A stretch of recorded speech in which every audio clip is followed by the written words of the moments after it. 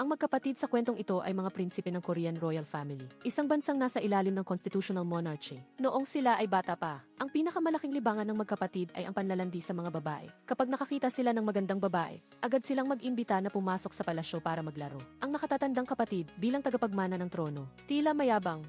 Ngunit madalas siyang binubuli ng mga kaklase niya sa paaralan. Kinutya ng mga kaklase ang royal family na nabubuhay lamang sa donasyon ng mga taong mayayaman na parang mga parasito. Sa harap ng ganitong sitwasyon, ang nakatatandang kapatid ay tahimik lamang na nagtiis. Hindi kinaya ng nakababatang kapatid na makita ito. Kaya sumugod siya para makipag-away sa kaklase. Upang ipagtanggol ang minamahal niyang kuya, siya ay sinaktan pa nga ng isang lalaking kaklase gamit ang panulat. Pagkatapos, sumulat pa ang kaibigan sa salamin ng Ingles na, "Ako ang hari."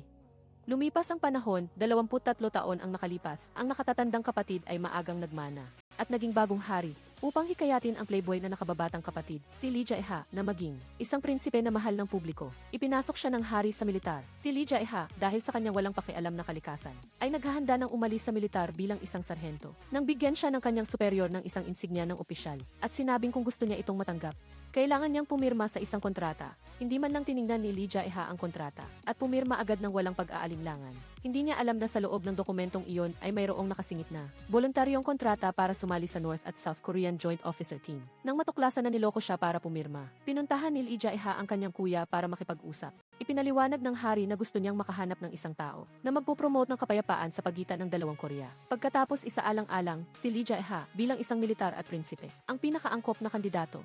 Inalok ng hari si Lee Jae-ha na maging kinatawan ng South Korean Royal Family para dumalo sa World Officer Assembly. Lumalabas na sa loob ng mahabang panahon ang mga militar ng North at South Korea ay laging nasa isang tensyonadong paghaharap, habang ang mga panlabas na puwersa ay laging naghihintay ng pagkakataon. Ang pagtutulungan ng dalawang Korea upang bumuo ng isang koponan para sumali sa kompetisyon ay magiging babala sa mga panlabas na puwersa na nagpapakita na ang relasyon ng North at South ay huminahon at hindi na kailangan pang makialam ang ibang bansa. Gayunpaman, galit na galit si Lee Jae-ha at ipinahayag ang kanyang pananaw tungkol sa royal family sa ika-21 siglo. Naniniwala siya na ang miyembro ng royal family ay kailangan lang umarte ng kaunti upang maging mahusay sa kanilang tungkol. Sapat na upang bigyang kasiyahan ang mga ilusyon ng publiko tungkol sa royal family. Ang hari, matapos siyang kumbinsihin ngunit hindi pa rin umubra, napilitang gamitin ang huling paraan na nagbabantang aalisin ang kanyang katayuan sa royal family at lahat ng allowance niya.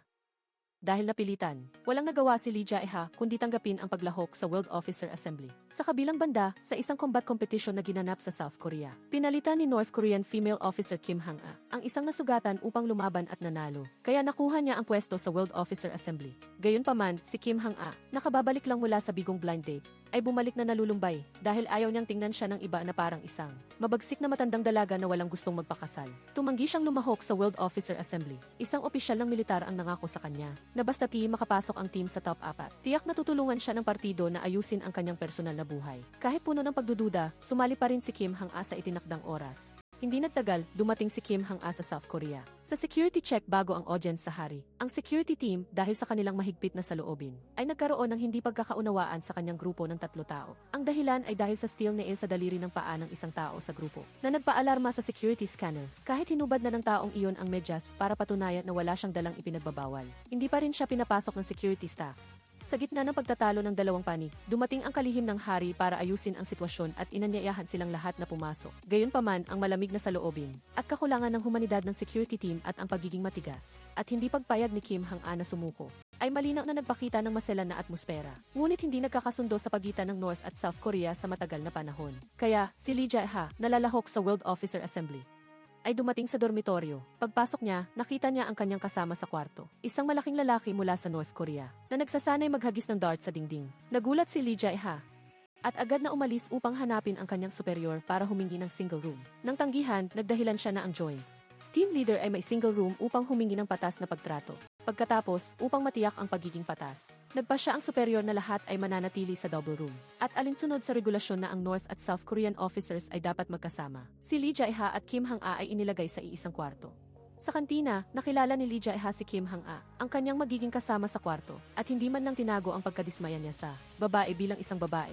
Gayunpaman, hindi nagalit si Kim Hang-a, lumapit siya kay Lee Jae-ha at nagbiro tungkol sa pribadong bagay na may nuna siya sa puwet. Sobrang napahiya si Lee Jae-ha, hindi maintindihan kung paano niya nalaman ito. Kaya napilitan siyang umupo sa mesa. Sa hapagkainan, kahit pareho ang uniforme ng mga opisyal mula sa dalawang panig, sa loob nila ay hindi pa rin madaling tanggapin ang isa't isa. Si Lee Jae-ha ang unang nang asar. Pagkatapos magpakilala ng isang North Korean officer ng pangalan ng kanyang unit, nagbiro siya ng bastos na sinabing ang unit niya ay nakapatay ng mahigit 20 tao mula sa kanilang team. Kahit ang kasamahan ni Lee Jae-ha ay naramdaman na masyadong masakit ang sinabi at sinubukan siyang pigilan. Ngunit nagkunwari si Lee Jae-ha na hindi naririnig at hindi tumigil. Pagkatapos, biglang tumayo si Kim Hang-a at hinampas ang mesa. Nang makita na walang saysay ang pagpapayo, naisip niya ang isang ideya at tinanong si Lee Jae-ha kung nasaan ang banyo. Dinala ni Lee Jae-ha si Kim Hang-a sa banyo. Nagdahilan siya na baka may lalaking sumilip at pinakiusapan si Lee Jae-ha na tingnan kung may tao sa loob. Pagkatapos suriin ni Lee Jae-ha ang lahat ng cubicle. Pagbalik niya, nalaman niyang nilok ni Kim Hang-a ang pinto. May hawak na mop at pinigilan siya. Nang makita si Lee Jae-ha na nakaluhod sa sahig at hindi makagalaw, ngumiti si Kim Hang-a at sinimulan ang pagpapakilala niya na hindi niya nagawa sa hapagkainan kanina. Sa loob ng maraming taon, inaral niya ang lahat tungkol sa South, kasama na si Lee Jae-ha. Sa North Korea, si Lee Jae-ha ay tinuturing na kaaway ng bayan at dapat patayin pag nakita. Bilang isang North Korean Special Forces soldier, mas lalo pang hindi matatanggihan ang misyon ni Kim Hang-a. Tiningnan ni Lee Jae-ha ang matalim na ngiti ni Kim Hang-a at natakot ng husto kaya nagmakaawa siyang patawarin. Nang makita si Lee Jae-ha na takot, alam ni Kim Hang-a na nakamit niya ang layunin niyang takutin siya at umalis na may kasiyahan. Pagbalik, hindi may paliwanag ang paghihirap sa puso ni Lee Jae-ha. Tumayo siya sa harap ng pinto ng dormitory room na may nakasulat na pangalan nilang dalawa, bumuntong hininga at pumasok ng labag sa loob. Pagkatapos, nagsimula silang ayusin ang kanilang mga gamit. Paglingon, nakita ni Kim Hang-a ang buong mesa na puno ng mga skincare products ni Lee Jae-ha at tuwang-tuwa siyang humingi ng pahintulot na manghiram ng walang hiya. Bulong ni Lee Jae-ha na makapal ang mukha ni Kim Hang-a at sinaktan siya sa banyo kanina. Tapos ngayon ay parang walang nangyari. Nagtatanong pa kung pwedeng manghiram ng skincare products. Ngunit sa paghimok niya, umiti ng mapanukso si Lee Jae-ha at pumili ng isang uri ng shaving cream na may matapang na irritant. Naglagay siya ng malaking bukol sa palad ni Kim Hang-a na inilapat naman ni Kim Hang-a ng inosente at masaya sa kanyang mukha. Ngunit maya-maya, nalaman niyang may mali. Nagkunwari si Lee Jae-ha na ngayon niya lang napagtanto at paulit-ulit na nagpahayag ng pagkagulat dahil sa maling shaving cream ang naibigay niya. Ngunit sa loob, tuwang-tuwa siya. Sa wakas, nakaganti na rin siya kay Kim Hang-a. Hindi nagtagal at nagbago ang tagpuan. Lumipat ang lahat sa North Korean base upang simulan ang bagong training round. Dahil napilitan lang si Lee Jae-ha na sumali sa assembly. Sobrang seryoso siya sa pagsasanay. Gusto lang niyang tumayo sa labas para kunwari kasali. Gayunpaman, ito ay seryoso. Nakaapekto sa pangkalahatang pag-usad ng buong team. Nang makita ito, nag-isip si Kim Hang-a ng isang maliit na trick upang si Lee Jae-ha ay maging masunurin at sumali sa pagsasanay. Samantala, sa labas ng hallway, muling lumabas ang pagiging babaero ni Lee Jae-ha. Nang makita niya ang larawan ng isang magandang babae sa sahig. Habang nagtatago at nanonood, naakit siya ng ingay mula sa loob ng silid. Kaya idinikit niya ang kamay sa pinto upang makinig. Sa loob ng silid, ang grupo ni Kim Hang-a na tatlo ay tumingin sa P-fold at kinumpirma na kumagat na si Lee Jae-ha sa peeg. Tiningnan nila ang inihanda na script. Bawat isa ay nagsalita, lumapit sa pinto, at malakas na nagbasa tungkol sa plano. Nagagamit ng laso na karayom upang patayin si Lee Jae-ha, ang taong nagpapabigat sa buong team. Pagkatapos marinig, lubos na naniwala si Lee Jae-ha at takot na takot. Kinabukasan, sumali si Lee Jae-ha sa pagsasanay sa tamang oras. Sa kabilang banda, noong gabi, tinanggap ni Kim Hang-a ang imbitasyon ng kanyang matalik na kaibigan. Nag-make-up at nagdamit siya ng magara para sa date. Hindi niya inaasahan na may sorpresa ang naghihintay sa kanya. Naghanda ang kanyang matalik na kaibigan ng isang napakagandang pagtatapat ng pag-ibig. Dati, umamin na rin siya sa kanya. Ngunit hindi tinanggap ni Kim Hang-a noon. Sa pagkakataong ito, si Kim Hang-a, na hindi na bata, ay nagpasya na tanggapin ang pag-ibig na ito. Naantig siya hanggang sa umiyak, ngunit nagbago ang sitwasyon. Ang lahat ng ito ay naging rehearsal lamang ng kanyang matalik na kaibigan para sa babaeng tunay niyang mahal. Bumagsak ang kanyang damdamin. Naramdaman ni Kim Hang-a na nag-iisa siya sa gitna ng masasayang tanawin sa paligid. Puno ng kahihiyan at pagkadismaya, tumakbo siya palabas. Pagbalik sa silid, nalulumbay si Kim Hang-a at nag-ehersisyo para gumaan ang kanyang loob. Ngunit sa kasamaang palad, nadulas siya at nasugatan ang kanyang paa. Agad na lumapit si Lee Jae-ha at minasahe ang kanyang paa. Umiyak na humihikbi si Kim Hang-a pagkatapos. Kahit sinabi niya na dahil sa sakit ng paa niya, si Lee Jae-ha, na nakakaintindi na sa kanya ay hindi naniwala doon. Agad siyang nagkunwari na hahanapin ang taong nagpaiyak sa kanya para parusahan. Ang maingat na pag-aalala na ito ay ganap na naiba sa Lee Jae-ha na mahilig mang-asar ng iba noon. Sa harap ng isang Lee Jae-ha na marahang umaalo sa kanya, nagsimulang ikwento ni Kim Hang-a ang malungkot na kwento. Niya nang nakipag-date siya sa isang kalbong lalaki. At sinabi niya na rin ang kanyang ideal type para sa blind date. Patuloy siyang nagsalita mula sa training room hanggang sa dormitoryo. Nang hindi namamalayan na nawawalan na ng pasensya si Lee Jae-ha. Pagkatapos, nagtanong si Lee Jae-ha tungkol sa dahilan kung bakit sumali si Kim Hang-a sa World Officer Assembly dahil sa North Korea. Ang mga babaeng sundalo ay hindi tinatanggap at madaling diskriminahin. Nahihiyang ikinuwento ni Kim Hang-a ang pangako ng partido na tutulungan siyang makahanap ng mapapangasawa. Hindi niya maintindihan kung bakit hindi siya makahanap ng boyfriend. Nang marinig ito, nagkunwari si Lee Jae-ha na nag-iisip at tumayo pagkatapos ay umupo sa tabi ng kanyang paa. Si Kim Hang-a naman ay umupo sa sahig. Sinagot ni Lee Jae-ha ang tanong ni Kim Hang-a na may problema sa mata ang mga lalaking iyon at siya ay palaging tinitingnan siya bilang isang kaakit-akit at kaibig-ibig na babae. Ang pangungusap na ito ay ganap na nag-alis ng anumang pagtatanggol ni Kim Hang-a. Pagkatapos magsalita, dahan-dahang nag-usisa si Lee Jae-ha at biglang hinawakan ang kamay niya. Naramdaman ni Kim Hang-a na mas lumalapit si Lee Jae-ha sa kanya. Ginamit niya ang huling piraso ng katwiran niya para hilahin ang kamay at sinabing kailangan niyang maligo. Bago sila matulog ng magkasama, ang pag-utal niya ay nagparamdam palalo sa hindi malinaw na kapaligiran. Hindi nagtagal, lumabas si Lee Jae-ha mula sa banyo at umupo sa gilid ng kama. Dahan-dahang tinapik si Kim Hang-a na nakahiga na sa kama para patulugin. Pagkatapos, yumuko si Lee Jae-ha at marahang hinalikan ang kanyang labi. Nagising si Kim Hang-a, nagulat. Panaginip lang ang lahat. Ngunit ang panaginip na iyon ay masyadong totoo na nagdulot ng kalituhan. Kinabukasan, pagdating niya sa kantina, mula sa kanyang mga kasamahan hanggang sa canteen staff, mayroong nag-encourage kay Kim Hang-a na maging mas malakas. At mayroon ding nagpakilala sa kanya ng mga potential partner. Doon lang natauhan si Kim Hang-a na ang personal na kwento na sinabi niya kay Lee Jae-ha dahil itinuring niya itong kaibigan, ay ipinagkakalat naman niya sa lahat bilang isang biro. Agad na bumalik si Kim Hang-a sa dormitoryo at kinumpronta si Lee Jae-ha. Lalo siyang nagalit, ngunit si Lee Jae-ha ay tila nagdagdag pa ng gasolina sa apoy. At tuwang-tuwa siyang nang asar na ang isang lalaki na makakatugon sa kanyang mga kinakailangan ay hindi magkakagusto sa isang matandang dalaga na katulad niya. Sa sobrang galit, mabilis na hinalungkat ni Kim Hang-a ang kanyang bagahe para hanapin ang kahon ng lason na gamot na pwedeng makontrol si Lee Jae-ha. Ngunit ang kahon ng lason ay kinuha na ni Lee Jae-ha.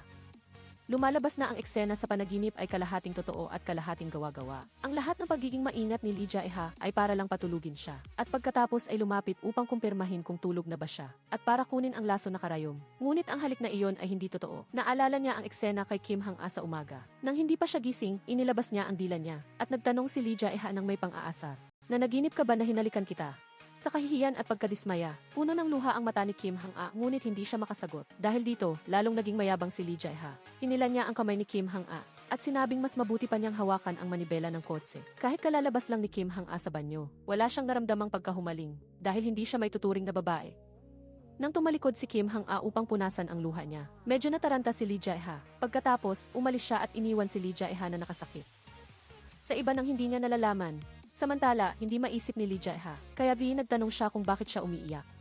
Si Hang-a ay nag-ehersisyo ng walang imik, kaya lumapit siya upang imasahe ang nasugatan niyang bukong-bukong upang humingi ng kapatawaran. Ngunit hindi man lang nagpasalamat si Kim Hang-a, at tumingin lang siya ng may paghamak at umalis.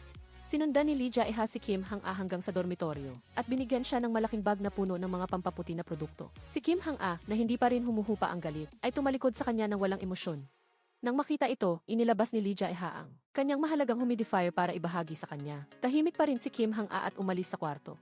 Nagpakumbaba na si Lee Jae-ha at sinubukang suyuin siya ng ganoon, ngunit hindi pa rin siya pinansin ni Kim Hang-a. Si Lee Jae-ha, ang mababa ang B, ay muli niyang sinabi ang totoo na ang pinakamahalagang bagay para sa mga lalaki ay ang panlabas na anyo ng mga babae at ang pinakamahalaga ay ang pagiging mapagparaya. Huwag mag-alala kung hindi makakita ng pera ang lalaki o nagluloko. Sinamantala ni Kim Hang-a ang pagkakataon na tanungin si Lee Jae-ha kung ang uri ba ng babae na sinasabi niya ay talagang magkakagusto sa kanya. Maliban sa kanyang pagiging prinsipe, wala ni isang magandang katangian si Lee Jae-ha na talagang makakaakit sa mga babae at ang mga babaeng masigasig na humahabol sa kanyang pagiging prinsipe ay tiyak na kinukutya si Lee Jae-ha sa likod niya. Ay isang bobo na may masamang espiritu.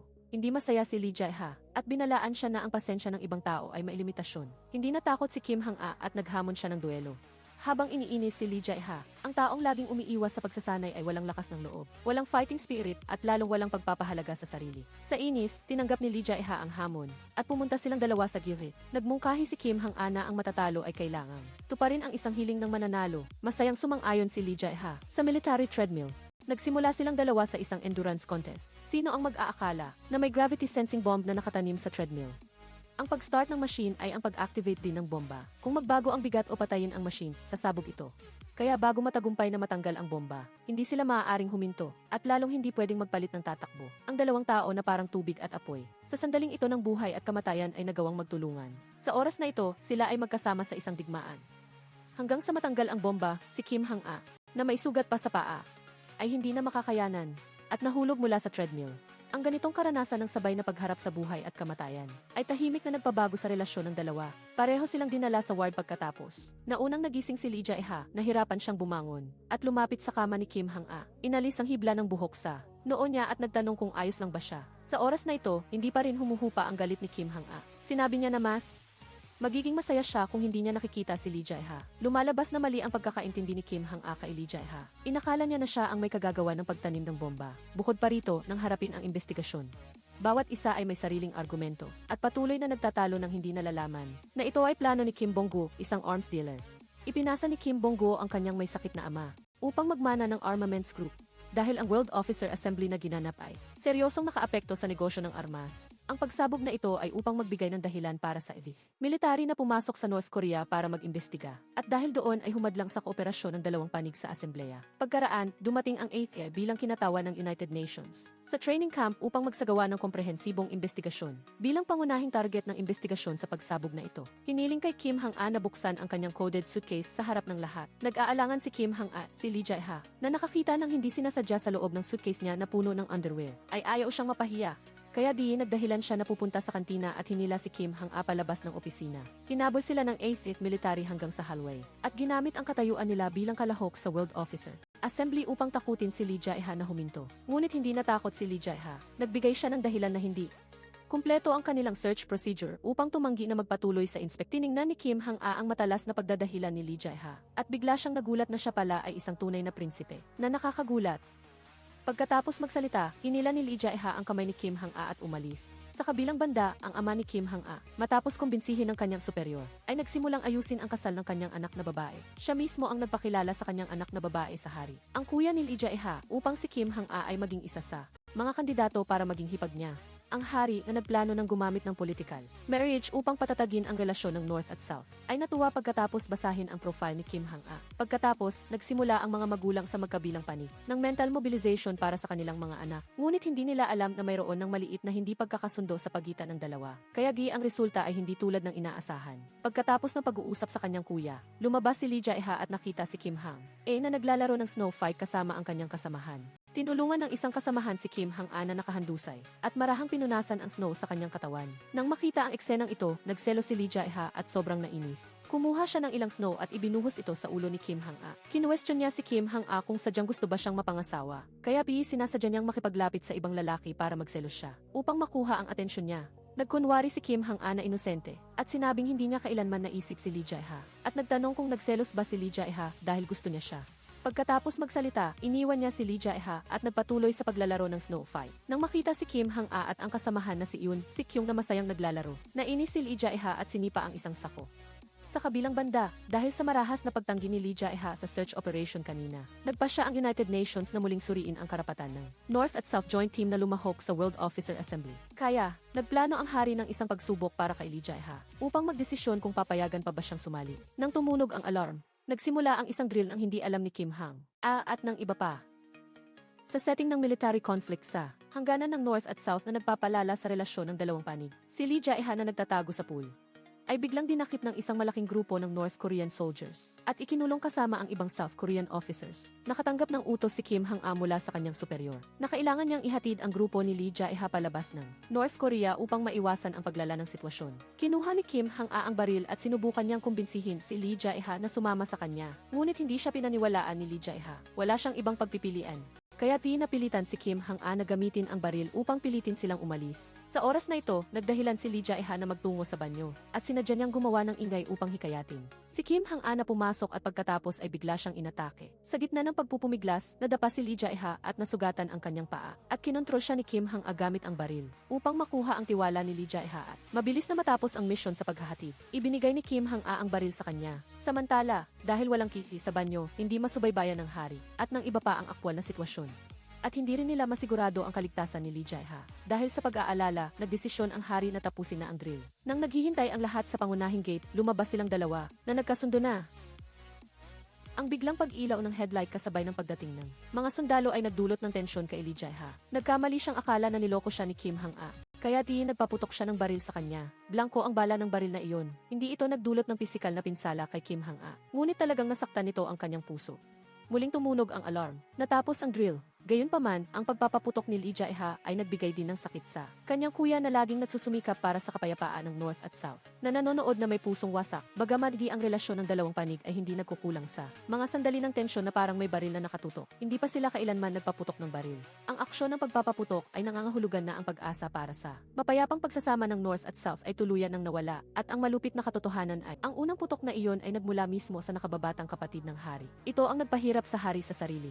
Siguro ang pagsasama ng dalawang panig upang lumahok sa World Officer Assembly ay isang maling pagpipilian, kaya nagdesisyon ang hari na buwagin ang training team na may matinding pagkakasala.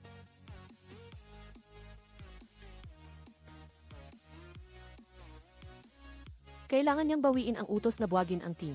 Hindi sumagot ang hari, ngunit si Lee Jae-ha ay desididong nagsimulang tumakbo. Sa kabilang banda, nang marinig ito ni Kim Hang-a, nag-full gear siya. Nagmotor at inabutan si Lee Jae-ha at tumakbo kasama niya. Bagamat ito ang paraan niya para magbayad sala. Naantig pa rin si Kim Hang-a sa pagpupursige ni Lee Jae-ha. Naramdaman pa niya na ang pagiging hangal ni Lee Jae-ha ay kaibig-ibig. Kakatapos lang magsalita ni Kim Hang-a, nag-aalala na hindi makukumpleto ni Lee Jae-ha ang 60 kilometro. Nang bigla niyang sinabi ang mga plano niya sa kanyang isip.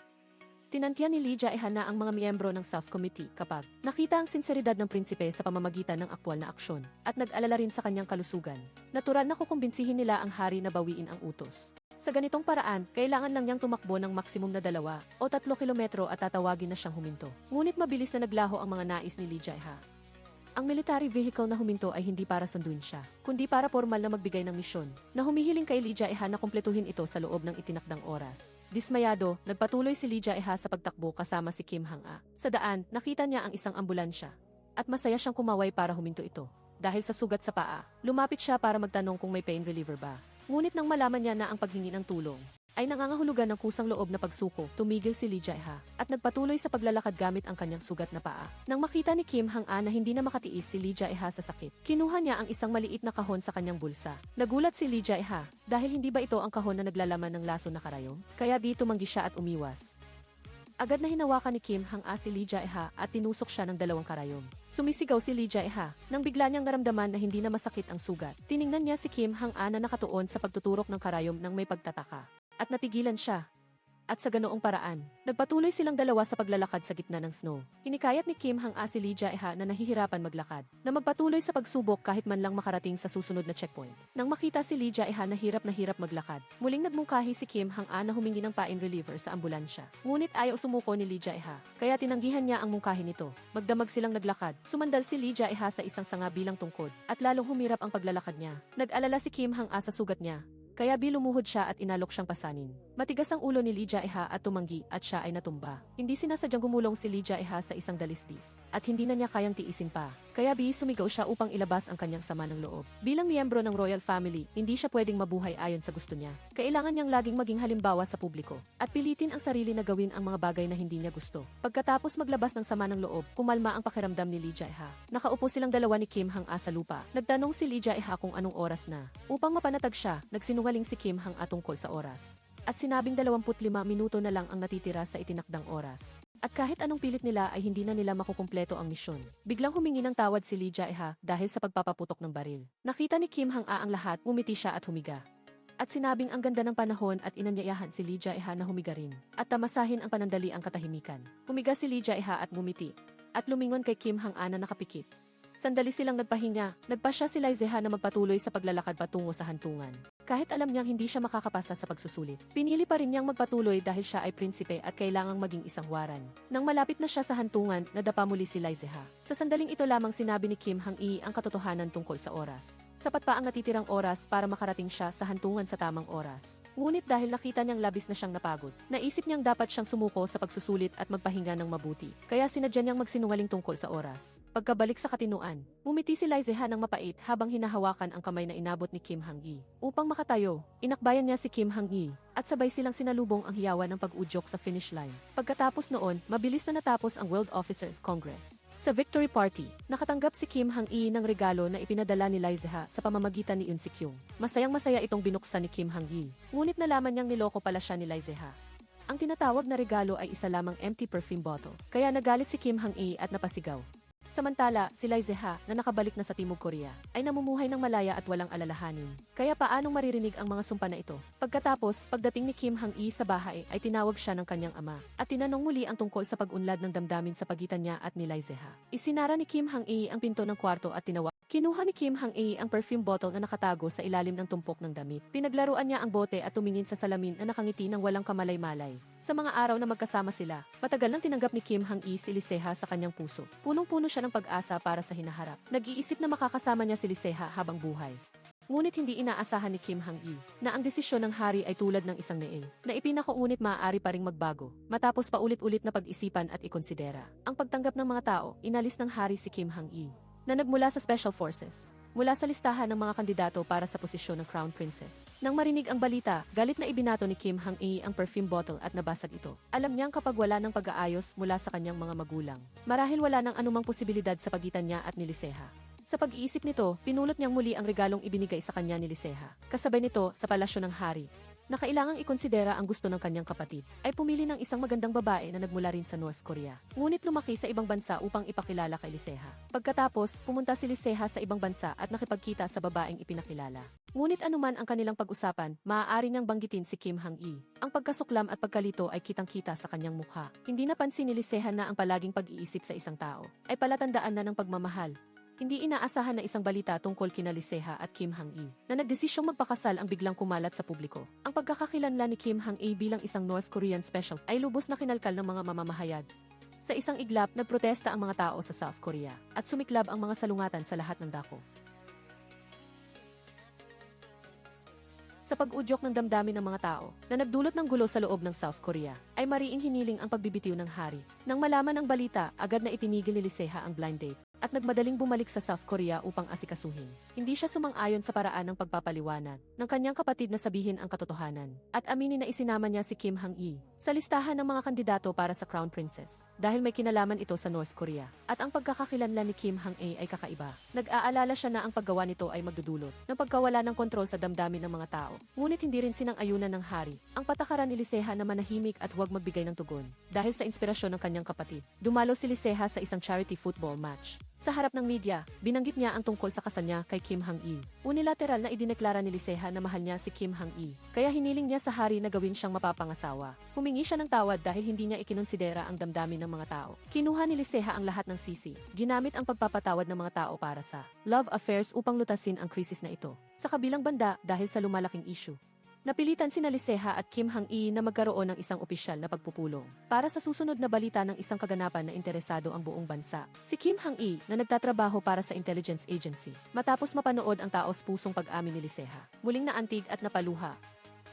Ngunit pagkatapos ng maikling sandali ng kahinaan, binalik ni Kim Hang-i ang kanyang katinuan at naniniwalang isa na naman itong empty talk ni Lee Jae-ha kaya tumanggi siyang dumalo sa pagpupulong. Sa panig ni Lee Jae-ha, labis siyang nagtitiwala na gusto rin siya ni Kim Hang-i at kailangan lang ng isang tawag at agad siyang tatakbo. Nang malaman niya na tinanggihan ni Kim Hang-i ang lahat ng uri ng komunikasyon at walang intensyon sa kanya, si Lee Jae-ha, na may pagkamakasarili ay agad na nawala ng mukha.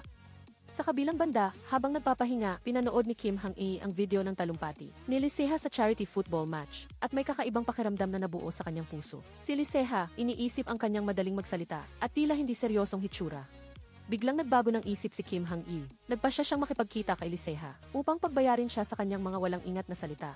Si Kim Hang-i ay dumating sa meeting place sa takdang oras. Sa eroplano, pinanood ni Lee Jae-ha ang live stream ng pag-alis ni Kim Hang-i at agad na nakaisip ng plano upang makaganti sa kanyang pagtanggi. Iyon ay ang paibigin si Kim Hang-i at pagkatapos ay hiwalayan siya. Sila ay dalawa na may intensyong turuan ang isa ng leksyon. Ay nagkita sa isang wine cellar. Hawak ni Kim Hang-i ang isang donut at binuksan ang bibig para kumain ngunit inistorbo siya ni Lee Jae-ha. Lumapit si Lee Jae-ha at may hawak na pink heart-shaped cake para gawing simbolo ng puso. Hindi na tinag si Kim Hang-i at kumagat ng malaki sa donut na hawak niya. Hindi nakamit ang inaasahang epekto. Hindi napigilan ni Lee Jae-ha na umikot ang mata. Walang pagtatago sa paghamak kay Kim Hang-i na hindi elegan. Kumain ng cake na parang nasa digmaan. Pagkatapos magsalita, muling nagpahayag ng matinding pagmamahal si Lee Jae-ha at sinadyang ibinagsak ang telepono na ang wallpaper ay larawan ni Kim Hang-i. Pagkakita sa wallpaper, nag-isip si Kim Hang-i. Sa sandaling ito, bumalik si Lee Jae-ha at kinuha ang telepono. Nagkunwari na nagsisisi Ang perpektong pagganap na ito ay nagpatinag kay Kim Hang-i. Sa sandaling iyon, tumawag ang kanyang ama. Nagpapaalala sa kanya na linawin ang limitasyon sa isang boastful na tao tulad ni Liseha. Agad na bumalik sa katinuan si Kim Hang-i at hindi nadala sa matatamis na salita ni Liseha. Sa ibang lugar, pinalamut siya ni Liseha ang hotel ng Magara, may mga sariwang bulaklak, mga laso at pinalaking larawan ni Kim Hang-il. Hinihintay na lang ang pagdating ng bida. Nang handa na ang lahat, lumuhod si Liseha sa isang tuhod habang maihawak na bulaklak. Nang tumunog ang paper popper, inangat niya ang kanyang ulo at nakita na ang kasamahan lang ni Kim Hang-i na si Dikang Esu ang nandoon. Walang bakas ni Kim Hang-i. Pagkatapos, kinuha ni Dikang AC mula sa kanyang bulsa ang isang papel at sinimulang iparating ang mensahe ni Kim Hang-i. Ipinahayag niya na wala siyang anumang nararamdaman kay Liseha kaya hindi sila maaaring magpakasal. Upang maiwasan ang salungatan, ang mga susunod na araw ay hindi na rin kailangang magkita. Pagkatapos magbigay ng pahayag, umalis si Dikang Esu at naiwan si Liseha na napahiya, na nakatayo ng mag-isa doon. Ang maingat na inihandang pag-amin sa pagkakataong ito ay nagtapos sa matinding kabiguan dahil sa pagtanggi ni Kim Hang-i na dumalo. Nawala ng mukha, nakaisip si Liseha ng isa pang masamang balak. Ang hayaang magkamali si Kim Hang-i na isipin na mahal niya ito habang buhay. At pagkatapos ay pahirapan ang sarili hanggang sa hindi na makapag-asawa ng iba. Sa huli, mamamatay na nag-iisa sa kalungkutan. Ngunit ang problema ay bumalik sa simula. Paano niya mapapaibig si Kim Hang-i? Kinaumagahan, biglang naglaho si Liseha at hindi nakasalo si Kim Hang-i sa pagkain. Hindi maiwasan ni Kim Hang-i na makaramdam ng kaunting kalungkutan. Sa tuwing may dumadaan, inaakala niya na si Liseha ang dumating. Hindi mapakali ang kanyang kalooban nang dumating ang gabi. Pumunta si Kim Hang-i sa harap ng bahay ni Liseha at nakita niyang patay na ang ilaw sa kwarto. Inakala niyang natutulog na si Liseha kaya nag-aatubili siyang umalis at lumingon-lingon bawat ilang hakbang. Sa daan pa uwi, naakit si Kim Hang-i ng tunog ng piano. Sinundan niya ang tunog at natuklasan si Liseha na tumutugtog ng piano. Napansin ni Liseha na papalapit na si Kim Hang-i, kaya inanyayahan niya itong tumugtog kasama niya. Nang matapos ang kanta, dahan-dahang lumapit si Liseha.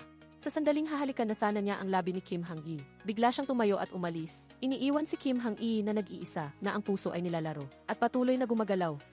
Kinabukasan, narinig ni Liseha ang ulat ng kanyang mga tauhan tungkol sa estado ng pagkamangha ni Kim Hang-i sa almusal. Alam niyang nagtagumpay ang unang hakbang ng plano, kaya agad niyang isinagawa ang ikalawang hakbang. Pagkatapos nito, isang maselang XD na pinahira ng diamond ay ipinadala kay Kim Hang-i. Sa loob ng Athesgo ay may mga larawan na nagtala ng mga sandali ng kanilang pagsasama. Nang tumugtog ang musika, nagising ng mga larawang ito ang alaala ni Kim Hang-i. Sa kanyang isip, lumitaw ang mga klip ng pelikula tungkol sa mga araw na magkasama sila. Habang nalulunod sa alaala, nagising si Kim Hang-i dahil sa malamig na hangin na humampas. Nang isara niya ang pinto, nakita niya si Liseha na naglalakad-lakad sa kalsada. Handa na sana si Liseha na umalis. Nang makita niya ang kabilang panig na tumatakbo patungo sa kanya, nagulat siya sandali. Hanggang sa niyakap siya ni Kim Hang-i ng mahigpit. Nanginginig na iniabot ni Liseha ang kanyang mga kamay para yakapin siya. Gaya ng inaasahan na antig si Kim Hang-i kay Liseha. Ngunit nag-aalinlangan si Liseha sa sandaling ito. Ang pagkatao ni Kim Hang-i ay napakasimple at hindi pa nagmamahal. Kung sasabihin niya na ang simula ng relasyon na ito ay ginawa niya ng maingat, ang aksyon na iyon ay masyadong malupit. Ngunit isinasaalang-alang ang pagkakakilanlan nilang dalawa. Ang kasal ay talagang imposible. Sa sandaling ito, may naisip si Liseha na isang kompromis na paraan. Nagawing mistress si Kim Hang-i. Pagkatapos, pumunta si Liseha sa kwarto ni Kim Hang-i na may mabigat na mukha at sinabing i-anunsyo niya ang desisyon. Nakanselahin ang kasunduan sa kasal sa press conference. Inakala ni Kim Hang-i na ginawa iyon ni Liseha dahil nag-aalala siya na mahirap tanggapin ng mga tao ang kasal ng North-South. Hinawakan niya ang kamay ni Liseha at hinikayat siyang maging matatag sa kanyang damdamin. Natiyak na malalampasan nilang dalawa ang mga paghihirap upang magkasama. Pagkatapos, sa harap ng taos puso at matatag na hitsura ni Kim Hang-i, itinulak ni Liseha ang kamay niya at sinabi ang katotohanan. Ang lahat ay kasinungalingan at sinadya niyang iset up para akitin siya. Nang mapagtanto na muli siyang nilinlang, umiyak si Kim Hang-i dahil sa sakit. Pagkatapos ng maikling panahon, dumalo silang dalawa sa press conference na nakasuot ng formal na damit. Bago pumasok, inutusan ni Liseha si Kim Hang-i na nakatayo sa tabi niya na may walang emosyon na mukha, na huwag magsalita ng kahit ano. Sasagutin ng tagapagsalita ang lahat ng tanong, gamit ang dahilan na hindi malalampasan ang hadlang ng relasyon ng dalawang bansa upang kanselahin ang kasunduan sa kasal. Nanatiling tahimik si Kim Hang-i, hindi sumang-ayon o tumanggi. Sa press conference, humarap sa tanong ng reporter. Mas nauna si Kim Hang-i.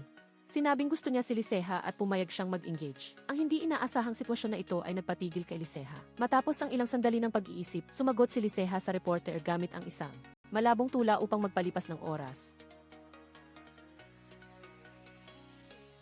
Sumagot si Liseha sa reporter gamit ang isang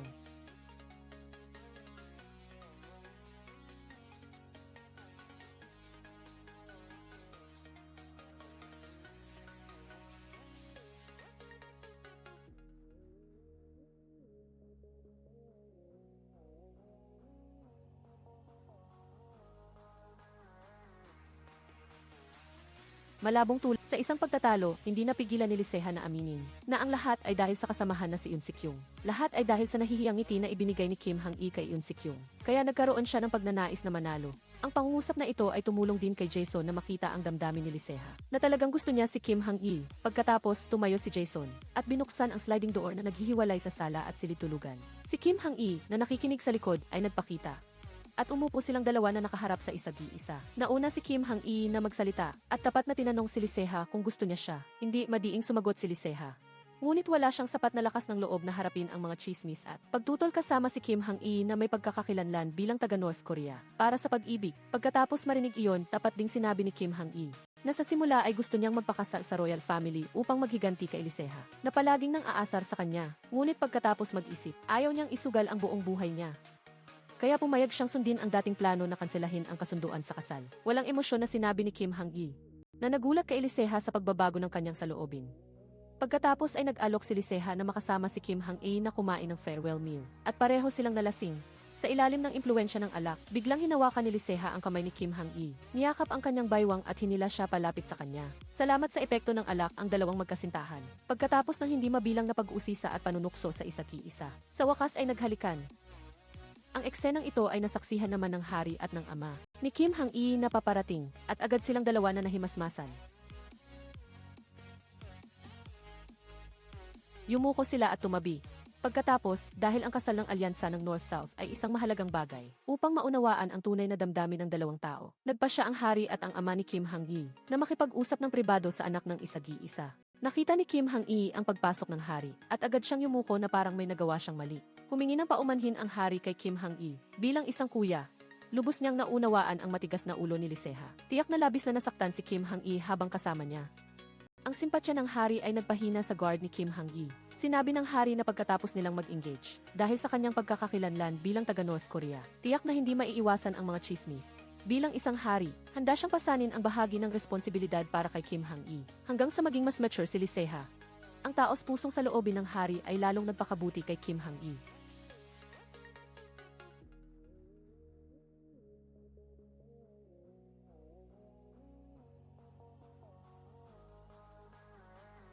Mag-subscribe sa channel para suportahan ang aking channel.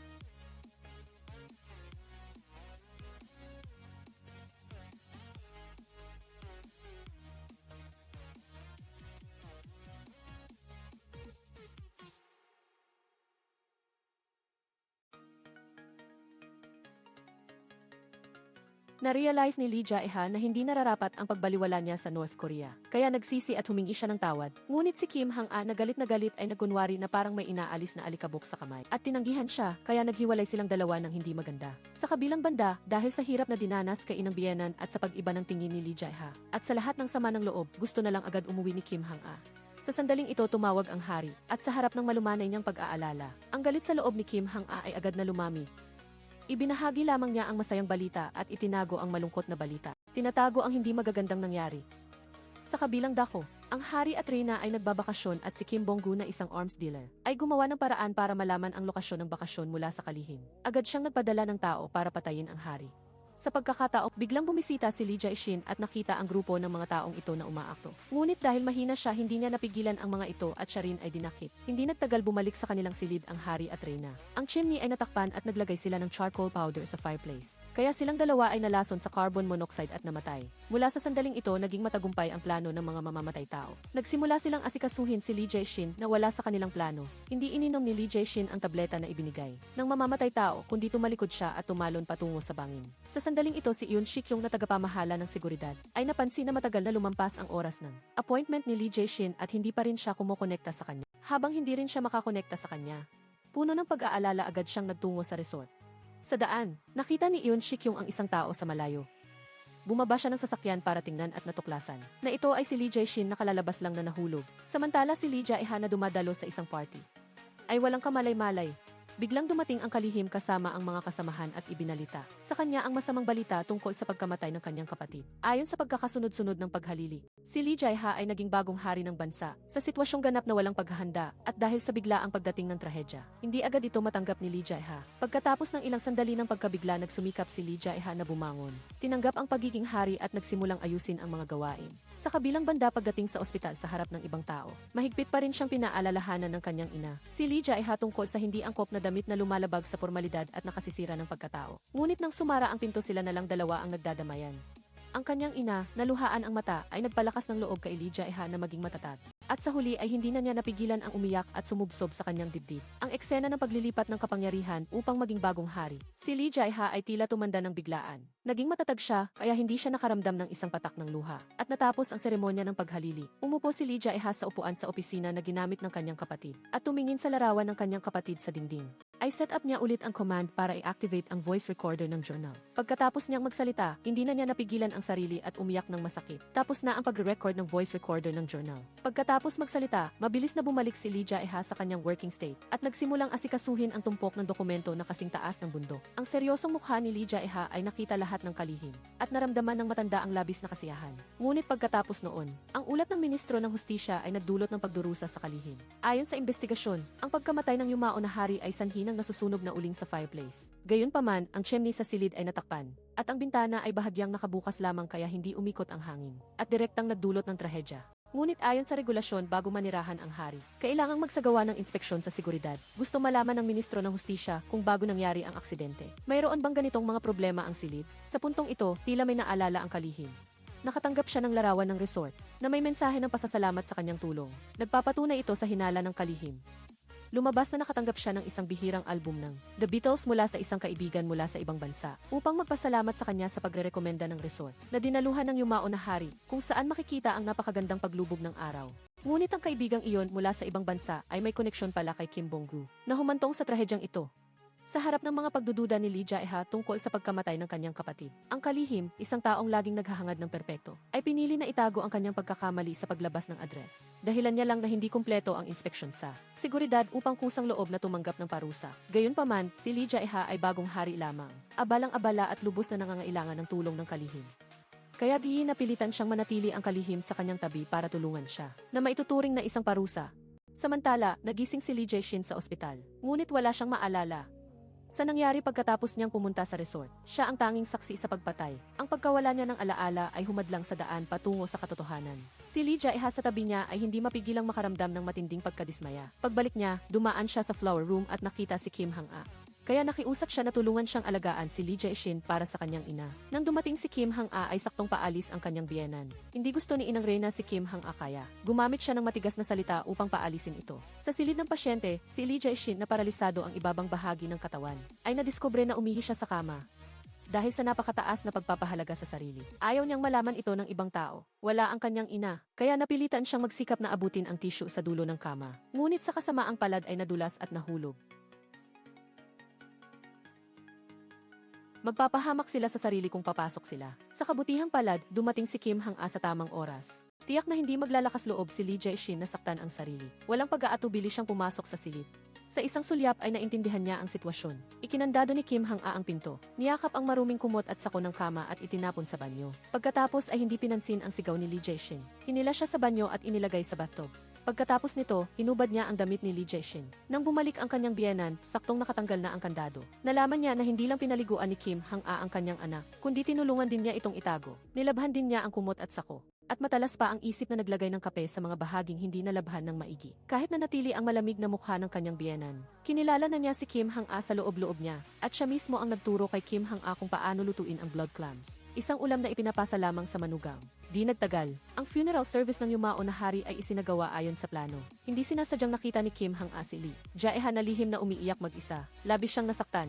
Kaya pinayuhan niya si Lee Jae-ha na umiyak ng malakas upang mailabas ang naipong damdamin, ngunit matigas pa rin ang ulo ni Lee Jae-ha tulad ng dati at ayaw umamin. Nang makita na walang silbi ang payo, hinanap ni Kim Hang-a ang kalihim at humingi ng 2 oras na pahinga para kay Lee Jae-ha. Pagkatapos, maingat na inihanda ni Kim Hang-a ang mga paboritong pagkain ni Lee Jae-ha at ginaya pa ang hitsura ng mga babaeng gusto ni Lee Jae-ha. Ginaya ang malambing na tono at kilos. Nang dumating si Lee Jae-ha sa silid ni Kim Hang-a at narinig siyang tawagin siyang opa ng nahihiya, hindi siya makapaniwala at tumawa ng malakas. Labis na nasiyahan si Lee Jae-ha at inanyayahan si Kim Hang-a na sumayaw ng sayaw ng girl group. Sa saliw ng musika, ang matigas na katawan at hindi makinis na sayaw ni Kim Hang-a ay labis na nagpatawa kay Lee Jae-ha. Nang matapos ang sayaw, muling sinundan ni Lee Jae-ha ang dating gawi at tinukso si Kim Hang-a ng husto. Nahiyang itinaas ni Kim Hang-a ang kanyang kamay at nagkunwari na susuntukin siya. Naintindihan din ni Lee Jae-ha ang ibig sabihin at sinabi kay Kim Hang-a na cute siya. Pagkatapos uminom, humiga si Lee Jae-ha sa kama ni Kim Hang-a upang magpahinga. Sa kanilang pag-uusap, hindi sinasadyang nabanggit ni Kim Hang-a ang yumao na hari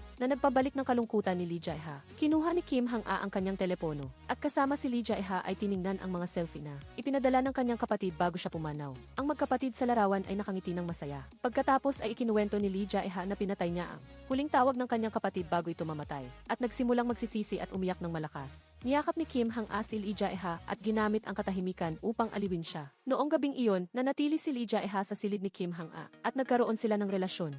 Kinaumagahan, nakatulog ng sandali si Lee Jae-ha, kaya naantala ang kanyang schedule ng trabaho, kaya pinuntahan siya ng kalihim upang ihatid. Sa kabilang banda, dahil din sa nangyari sa hari, nakuha ni Kim Bong-gu ang kahinaan ng kalihim at ginamit ito upang takutin siya. Walang ibang pagpipilian, kaya ipinakilala ng kalihim si Kim Bong-gu kay Lee Jae-ha. Nakamit ni Kim Bong-gu ang kanyang hangarin na makatapak sa South Korea. Bilang chairman ng isang multinational military corporation, pumunta siya sa pribadong palasyo upang makita ang bagong hari, si Lee Jae-ha. Magalang din si Kim Bong-gu na lumapit kay Lee Jae-ha. Pagkatapos ay inilabas ni Kim Bong-gu ang panulat na iyon at inulit ang dating kwento. Lumalabas na mahigit 10 taon na ang nakalipas. Siya ang gumamit ng panulat para saksakin si Lee Jae-ha at sumulat sa bintana ng English na I am the king. Nang makita na matagal nang nakalimutan ni Lee Jae-ha ang kanyang presensya, hindi napigilan ni Kim Bong-gu na magalit. Pagkatapos ay pumunta ulit siya sa study room kung saan sinaksak niya si Lee Jae-ha noong araw na iyon.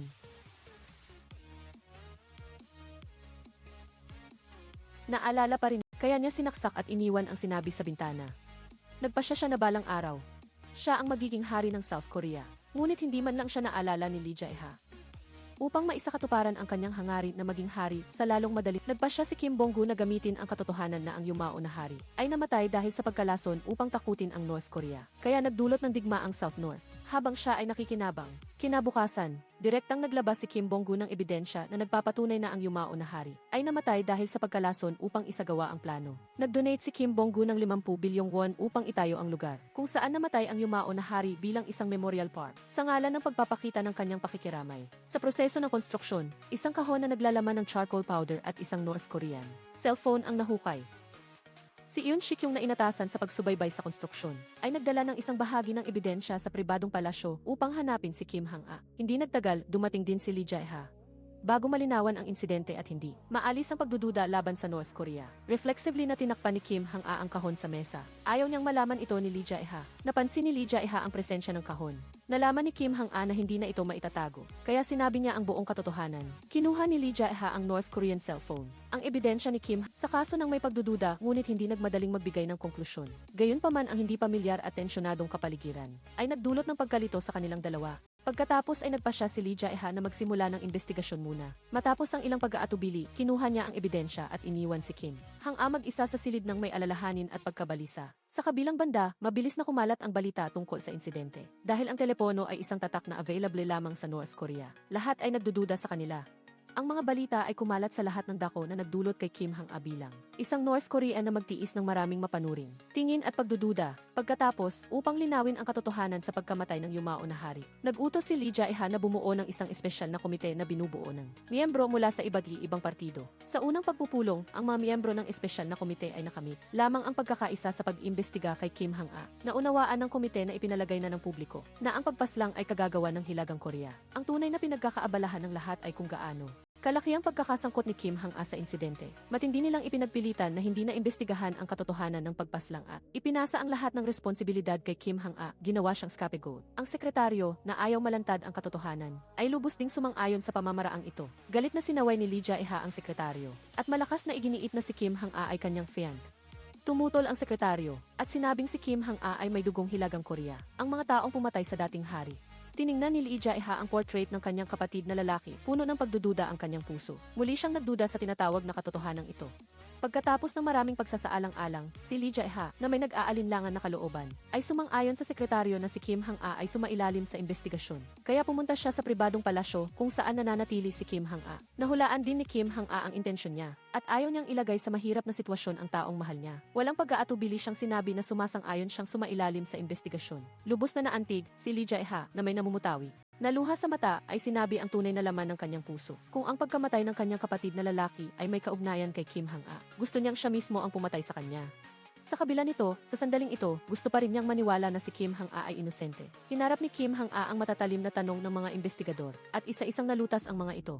Hanggang sa inihayag niya ang huling mensahe na ipinadala sa kanya ng kanyang ama. Isang mensahe na humihiling sa kanya na maging isang South Koreanang manugang at walang kondisyong sumunod sa pamumuhay ng timog. Ang mensaheng ito, ang tuluyang nag-alis ng pagdududa ng komite kay Kim Hang-a. Pagkatapos, nagkaroon ng pagpupulong ang dalawang panig, ang timog at hilaga. Ang panig ng Hilagang Korea ay prangkahang umamin na hindi pa nila napapaunlad ang advanced na pitotandang bawas zero system. Ang naunang anunsyo na nakumpleto na ang pitotandang bawas zero system ay huwad na balita. Sa makatuwid, ang telepono na sinasabing matibay na ebidensya na naglalaman ng pitotandang bawas zero system ay tiyak na isang sadyang paninira. Ngunit dahil sa pambansang dangal, nagpasya silang hindi ito maaaring kumalat sa labas. Muling nahirapan ang komite ng South Korea.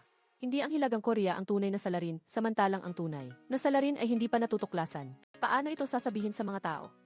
Sa kabilang banda, ang sekretaryo na nagmamasid sa pulong mula sa labas ay sadyang itinago ang katotohanan nang iulat niya ang resulta kay Lee Jae-ha. Mungkahi na, ang pagpaslang sa dating hari ay dapat ituring na isang pampulitikang sabwatan. Hindi na nakayanan ni Yoon Sik Yung na nakatayo sa tabi, at agad na sinuway ang sekretaryo at sinabi ang katotohanan ng pulong. Ang pagkamatay ng dating hari ay walang kinalaman sa hilaga. Nang marinig ito, parang nabunutan ng tinik si Lee Jae-ha. Gayunpaman, ang sekretaryo, upang pigilan ang pagsisiyasat sa katotohanan at mabilis na tapusin ang insidenteng ito, ay nais na itulak si Kim Hang-a sa isang pampublikong pagdinig upang siya mismo ang humarap sa pagtatanong ng mga tao. Sa premise na hindi maaaring isa publiko na hindi pa napaunlad ng Hilagang Korea ang advanced na pitotandang bawas zero system, kailangan niyang bigyang katwiran ang Hilagang Korea at iwasan ang responsibilidad ng administratibong ahensya at ng pamilya ng hari sa hindi paghahanap ng tunay na salarin. Habang ang damdamin ng mga tao ay nangangailangan ng isang lugar upang ilabas ang galit, si Kim Hang-a ang pinakamahusay na pagpipilian.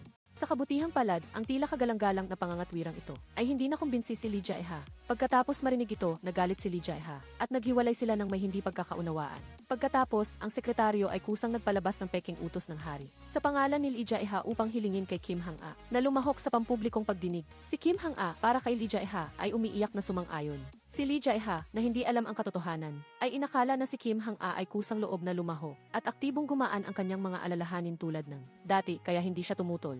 Umupo si Lee Jae-ha sa harap ng TV upang panoorin ang pagdinig. Nang marinig ang mga nakakalito na tanong na iniharap ng komite, galit siyang tinawag ang punong ministro at ginamit ang hindi pagsang-ayon sa pagtaas ng sweldo upang takutin ang paghinto sa pagdinig na ito at pumili ng ibang araw upang ipahayag na hindi ang Hilagang Korea ang salarin. Pagkatapos matapos ang pagdinig, agad na hinanap ni Kim Hang-a si Lee Jae-ha. Muling naglaro ng panloloko ang sekretaryo sa pagsasabing umalis si Lee Jae-ha, kaya hindi sila nagkita. Kinaumagahan, masayang pumunta si Lee Jae-ha sa silid ni Kim Hang-a. Si Kim Hang-a, na puno ng galit, ay nagkamali ng akala na si Lee Jae-ha ang nagtulak sa kanya upang maging target, at hindi man lang nag-alala sa kanyang sitwasyon sa pagdinig. Puno ng galit at pagkadismaya ang kanyang puso, at sinabi niyang parang hindi masama ang pakiramdam ni Lee Jae-ha, siguro kagabi, ay nakipag-inuman siya sa ibang babae. Kinuwento rin niya si Lee Jae-ha sa nakaraan na parang isang walang kwenta, na nabubuhay ng patanga-tanga sa loob ng 30 taon at biglang nakuha ang posisyon ng hari. Ang mga salita ni Kim Hang-a ay parang patalim Si Lee Jae-ha nadurog ang puso at namumula ang mga mata, ay humiling kay Kim Hang-a na umalis agad sa South Korea. Pagkatapos umalis, agad na sinabi ni Lee Jae-ha ang kanyang desisyon sa sekretaryo. Pumunta ang sekretaryo kay Kim Hang-a at nagsabi ng totoo na si Lee Jae-ha ay laging tumututol sa paglahok niya sa pagdinig. Siya mismo ang nagbaluktot sa katotohanan at humingi siya ng paumanhin dito. Bumalik sa pangunahing usapin, tinanong ng sekretaryo si Kim Hang-a kung may tiwala ba siyang maging isang tunay na reyna. Kung matatag ang saloobin ni Kim Hang-a, handa siyang tulungan siya. Sa totoo lang, walang tiwala si Kim Hang-a.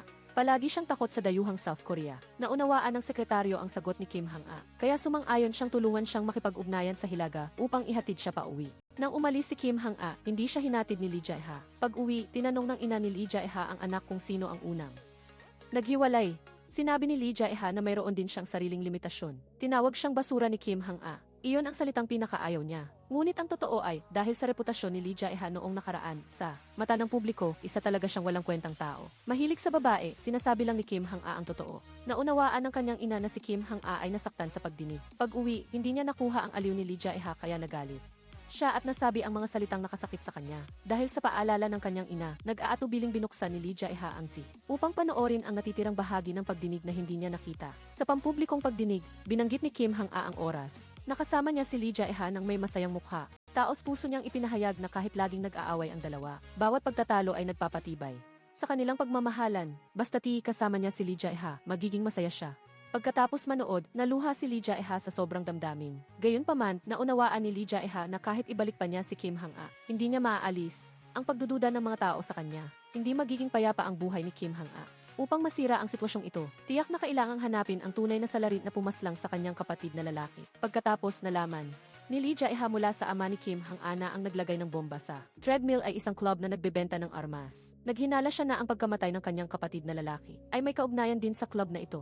Nais ni Lee Jae-ha na maghanap ng mga kaugnay na pahiwatig. Naisip niya na bawat hari ay kailangang magtala ng tala-arawan. Kaya nagpasya siyang magsimula sa tala-arawan ng kanyang kapatid na lalaki. Hinulaan ni Lee Jae-ha ang password ng kanyang kapatid. Sinubukang i-unlock ang tala-arawan. Ilang beses niyang sinubukan ngunit hindi pa rin Isang laro ng football ang nagbigay inspirasyon kay Lee Jae-ha. Naalala niya noong nanonood silang dalawa ng laro. Ang kanyang kapatid ay sumisigaw ng Republika ng Korea habang pumapalakpak upang suportahan ang pambansang koponan. Ginaya ni Lee Jae-ha ang hitsura ng kanyang kapatid at sa wakas ay na-unlock ang tala-arawan. Maingat na tiningnan ni Lee Jae-ha ang kanyang kapatid sa video. Noong una siyang umakyat sa trono, ang kanyang kapatid ay medyo mahiyain at nag-aalala. Nang makapag-ambag siya ng bahagi ng kanyang lakas sa bansa, ang kanyang mukha ay sumikat sa hindi maikakailang pagmamalaki. Nang makumpleto ni Lee Jae-ha ang night run sa oras, ang kanyang kapatid ay sobrang tuwang-tuwa at tumalon-talon. Ang tanging hangarin niya ay makahanap ng isang perpektong asawa para kay Lee Jae-ha. Gustong-gusto ng kanyang kapatid si Kim Hang-a ngunit nag-isip at isinantabi ito. Ano man ang mga tao o ang club ng armas, hindi nila gugustuhin ang isang kasal ng Timog Hilaga. Sinabi rin ng kanyang kapatid sa video na ang pagsabog ng treadmill ay kagagawa ng club ng armas. Nagbanta rin sa kanya ang mga tao ng club na kung hindi siya susunod, maaari siyang patayin anumang oras.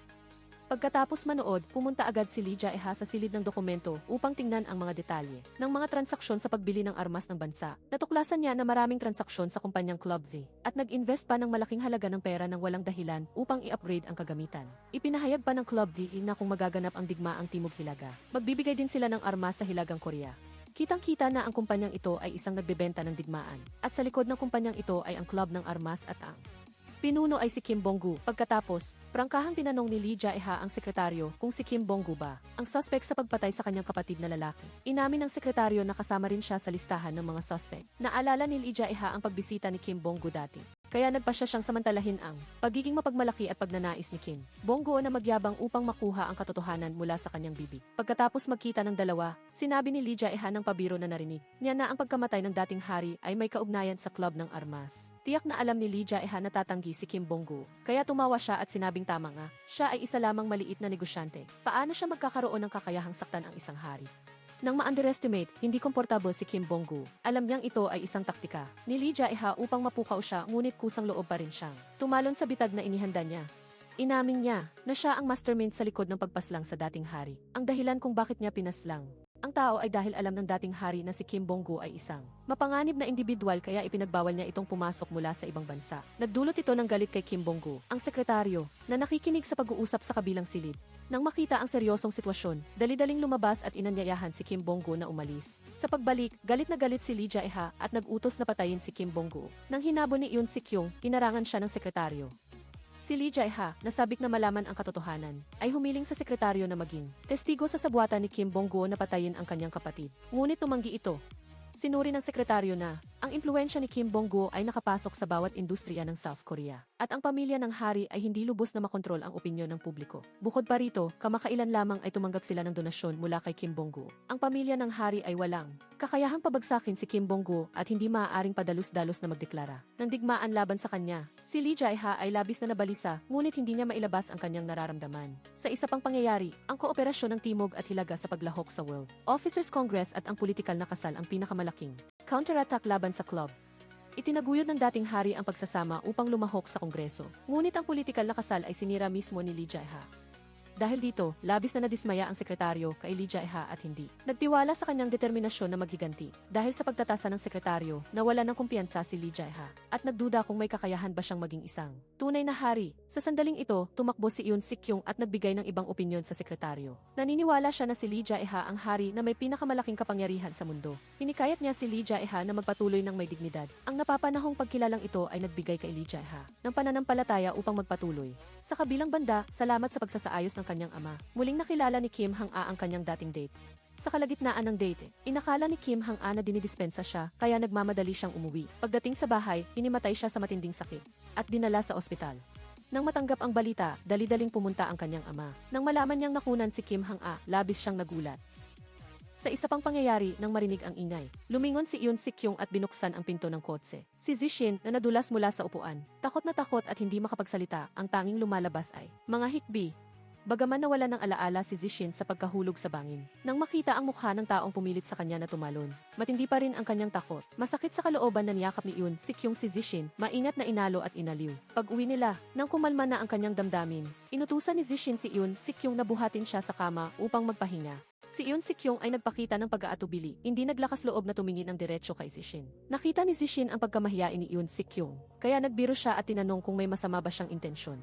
Hindi makayanan ni Yoon Sik-kyung ang mga salitang ito. Tinanggihan niya ito habang madiin niyang inilapag si Zishin sa kama, na para bang nagtapon siya ng isang mainit na kamote. Kasabay nito, ang ama ni Kim Hang-a ay alanganing inalo ang kanyang anak na kararating pa lang.